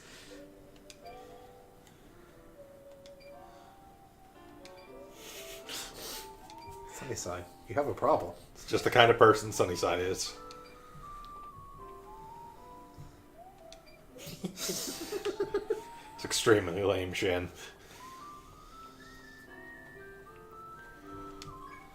Oh, did not mean to go to Ramond. I meant to go to the exit, but whatever. It's fine. I should still have time.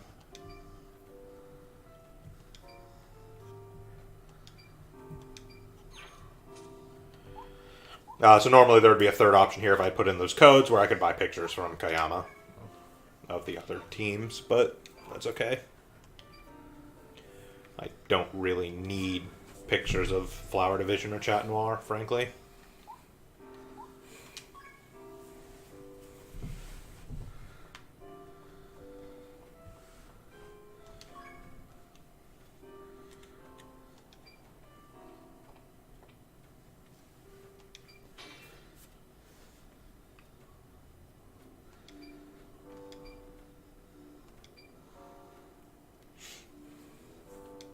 Okay, that's expensive. Bob War.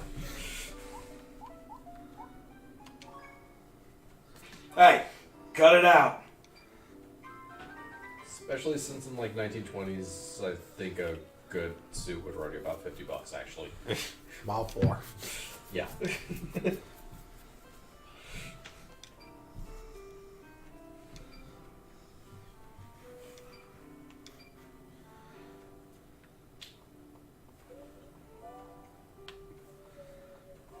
Go back to the green room. Yep.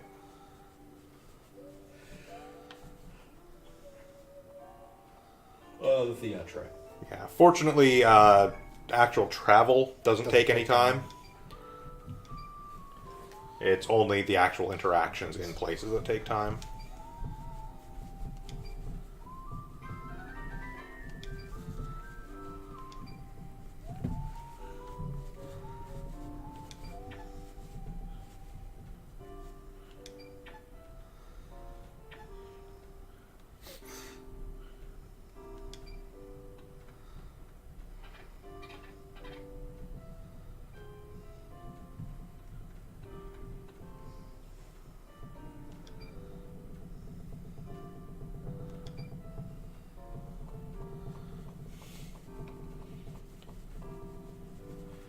Okay, so we're about to get to the first actual pain in the ass QTE.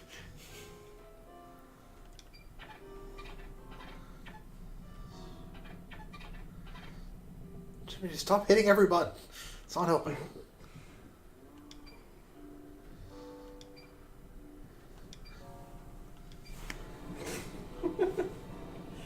Oh no, the steam-powered computers! I mean, you're not wrong. I know, I was making the joke on purpose. Well, First, it starts with steam-powered computers. Then they invent steam-powered AIs. Then they blow up the planet. I might have missed a few steps in the middle.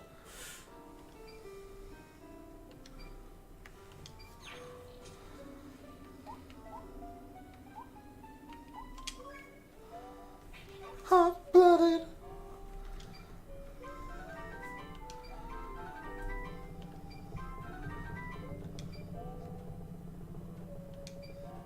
Almost everyone likes that response. Yep.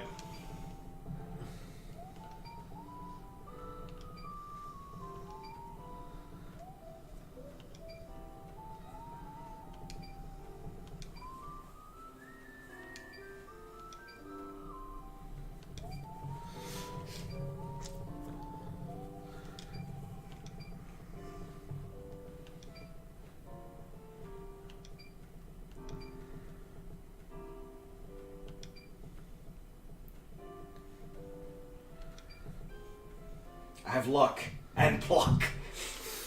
Could be luck and pluck. Can't beat luck and pluck. Except for stand. You can beat luck and pluck with a stand. Especially if your stand does have luck and pluck.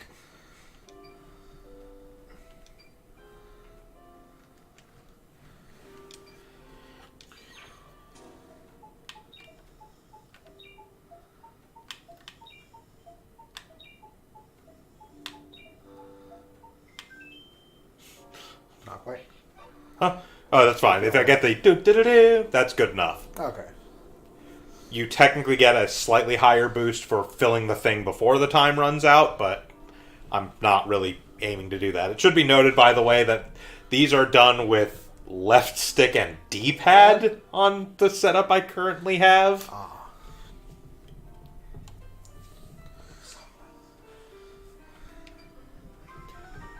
Because technically speaking, they're normally done with the nunchuck and the D-pad on the Wiimote. Okay, that makes sense. Yeah. This is slightly better doing this on an Xbox controller than on a PlayStation controller, like I've been doing when I was playing this at home. In that, at least in this particular instance, the sides technically line up, wherein the left stick is left of the D-pad, as opposed to the PlayStation controller, where the D-pad is on the left side of the stick. And so the left one on screen is actually my right hand. You're doing this. Yeah. Yeah. That was also the easy one because it was just directional. These do eventually start doing things like quarter circles and half circles. And full spins. Hadouken!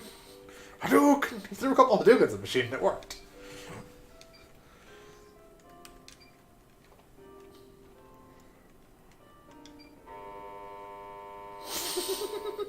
Super so cool. Brrr! That is wrong.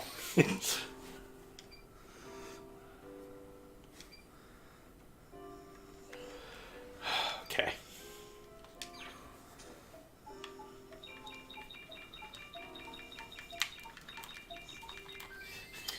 There you go. Using the ancient Mario Party 1 strategy. Yep. Hand blister technique.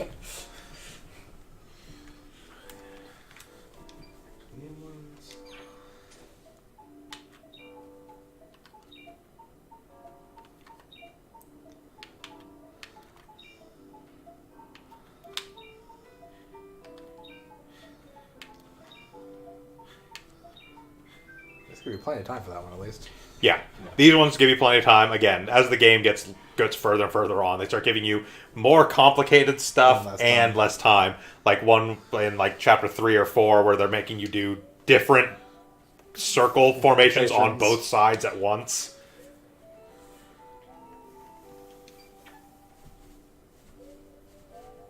These games are annoying as shit to play without emulation. Yeah. Just because, honestly, the D-pad on a Wiimote is in a really shitty place to try and deal with. Yep.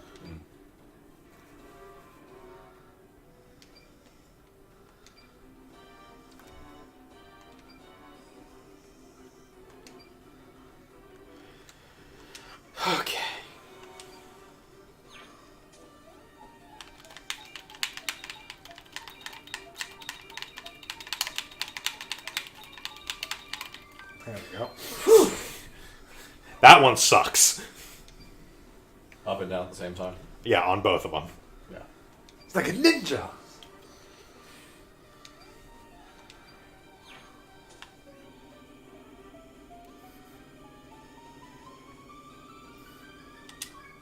So you have the option to not flip the breaker if you want. Technically. You lose a bunch of points with everybody if you do, though. Alternatively, you can flip the breaker in the most hot-footed mode possible. Yes. You actually have to get decently high on that one to actually push it, because it's like she basically said, like, it's a really hard switch and it takes a lot of force to move. Ah. That's also why it started way at the bottom instead It of in went the middle. And yeah, slowly went up. I was holding the stick at the maxed out top the whole time there. That's one of the ones that is actually much easier to do emulated than on the actual system, because on the actual system you have to keep the Wiimote tilted up and hope the damn thing recognizes it the entire time.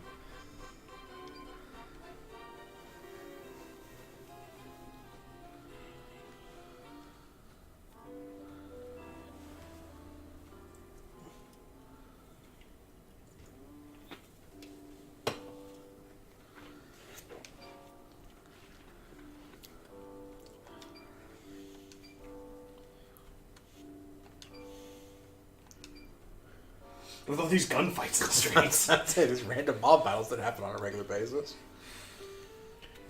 Some guy walking down the street with a minigun.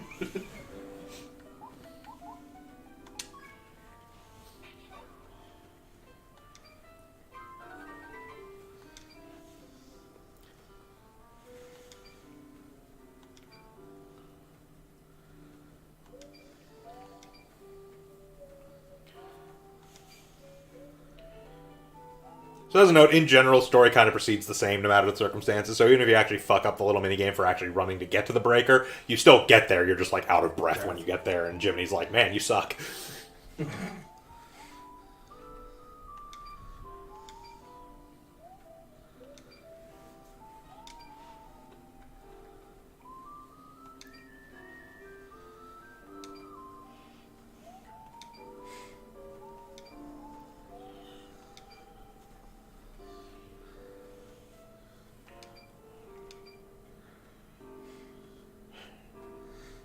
The option to look around.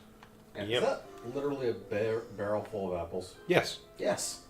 There's a reason for that. In fact, we're going to look at that barrel. Why full would of there be a apples. barrel full of apples in here? Is a horse living in the apartment? I think even I can answer that question for you. She was in the opening. She was in the opening, in her house, when it caught the toast.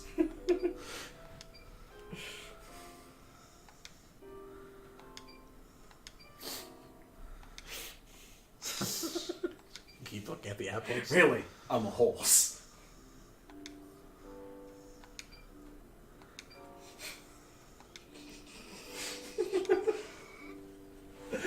Okay, even if...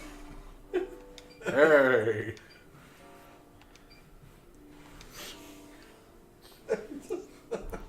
Horse!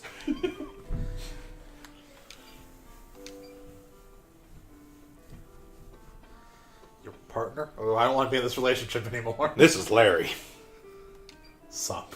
Larry, my best buddy in the whole This line gets voice acted. Nay. Larry says it's a pleasure to meet you, Marvin. Go ahead, Shiny, say hi. Don't, he'll bite you. Don't touch me.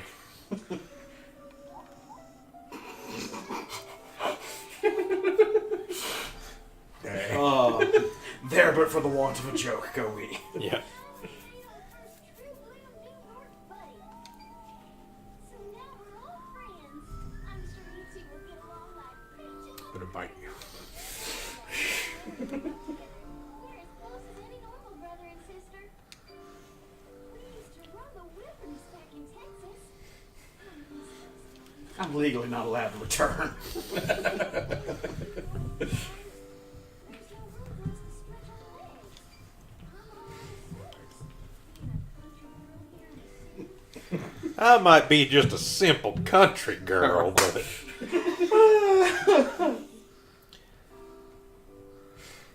We're You made me do this. Oh, I voted for. I want this insanity. Bring it on. You're on a mission to become the Star Division's greatest actress. As opposed to currently clean theater. Yes.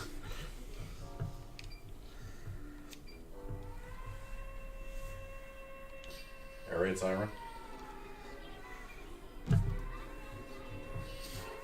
Well, yeah, no giant steam-powered robot attacked over the city.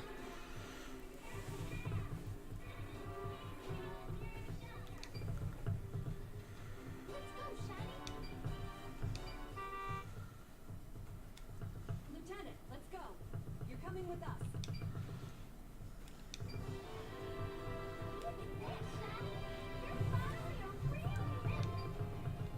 I mean, we decided we had the robot built anyway.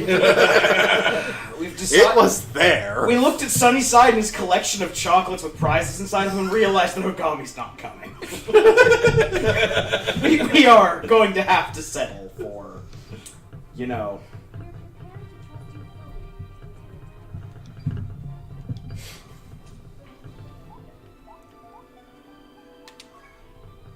Hot-blooded.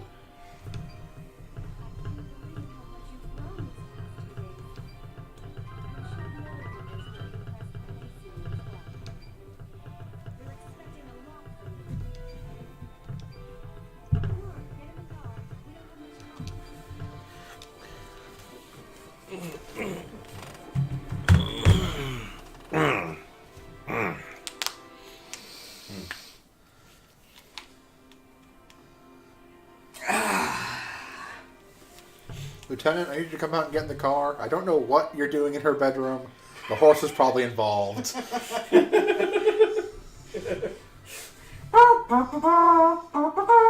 Snaps his legs.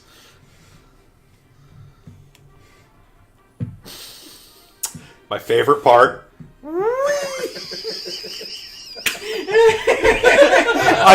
I don't know. Didn't that room have bookcases on the wall? Big living place. God, Jimmy must hate her job. Jimmy, we need you to redo the bookcases. Again? Do you not agree that he'll add a distinct flavor to our combat stew? Can we not talk about my flavor, thank you? Isn't that right, Ratchet? Indeed, I fully approve of him joining the Star Division. I do quite like Sunnyside. Plus, we He's a had the mech gigantic already dork. anyways.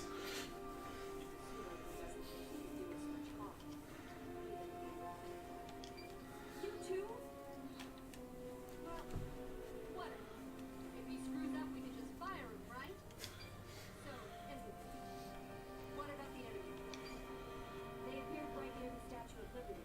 They're destroying everything. So they're destroying the Statue of Liberty. There are two things on that island. There's the Statue of Liberty, and there's the dock/tourism center for the Statue of Liberty. If it takes you longer than this to So these destroy are the Fujiyama Stars. These are the mechs for this particular entry. Each different division has different mechs. This is the Super Telekinetic Assault Robot, or It's a Star. Star. Sure. Who the hell is this guy? It's Mr. Wong. Okay.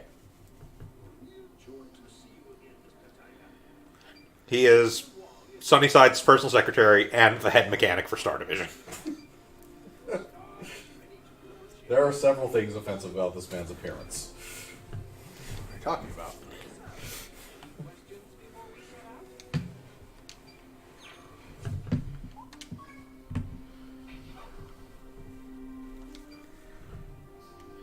Army of steam robots powered by Dark Numa.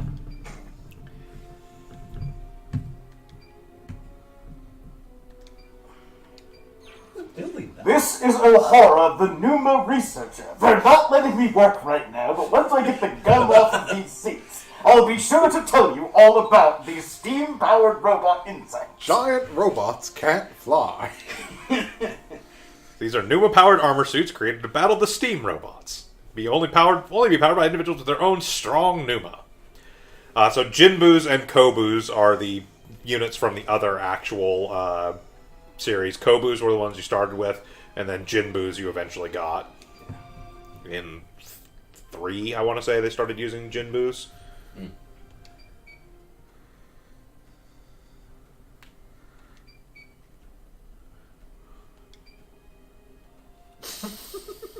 We gave you samurai-type blades because you're from Japan.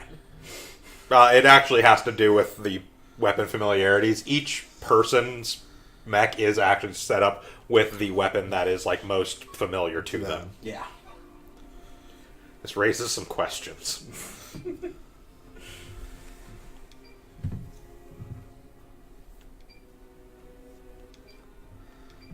Also, presumably this was originally made for Ogami, so the swords make sense. Plus, Yes. it's probably also, hey, you're a samurai too, you use swords. Yeah. Well, that is actually true. Every one of Ogami's mechs through the series always had 2 swords. Yes.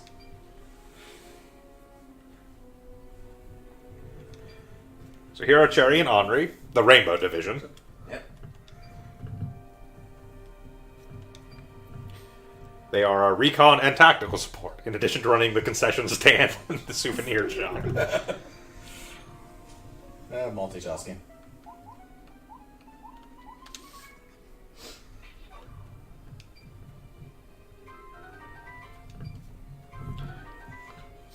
Fuck you too, Henry. You may notice there that she mentioned an easy flight. There's a minigame for this, isn't there? No. Oh. Ah. Star Division, get ready to shine. See you guys later. I love your enthusiasm, Lieutenant. Good luck out there. You don't need to be so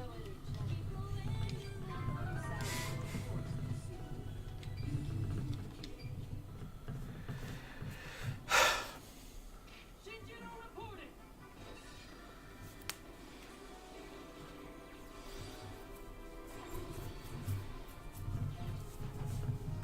Copy that, Shinjiro. Silent 2 is connected. Star is ready. Please stand by.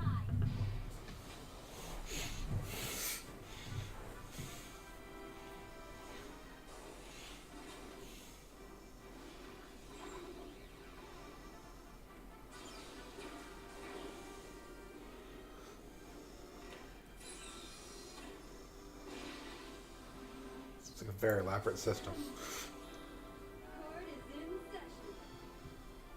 Cast in the name of God, ye not guilty. There. We've gotten the joke. Yes. So she has a heat whip A heat whip and a motorcycle chainsaw. powered chainsaw grabby claw. Uh-huh. So what you're saying is her previous job was lumberjack, and she's also dominatrix on the side. She has a fan. Okay. Well, that makes sense. There's actually kind of a long-standing tradition of death fans. Yes. In Sakura Taisen. Or, not Sakura Taisen, Sakura Well, Wars. same thing. Sorry.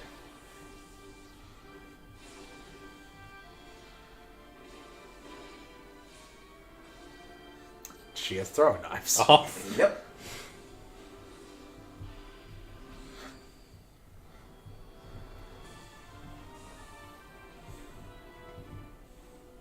So she's a shinobi. Got it. So they load us on this crate.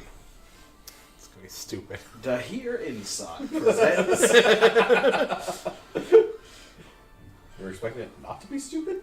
Well, they've already lowered them down to a secret subterranean area so they can then lower them, raise them back up. We're loading this crate onto a Zeppelin blimp thing. How are we ever going to possibly launch this? Where could this possibly come from? We're in a secret underground facility. What could ever possibly happen that would let us get this thing airborne? Secret identity! Secret identity! No one will ever know that the Little Lip Theater is tied to the Star Division of the New York Combat Review.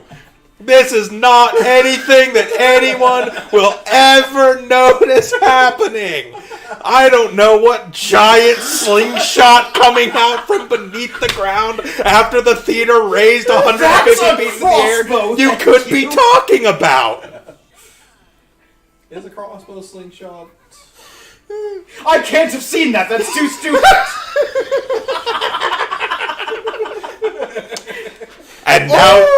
And now you see why I love this game.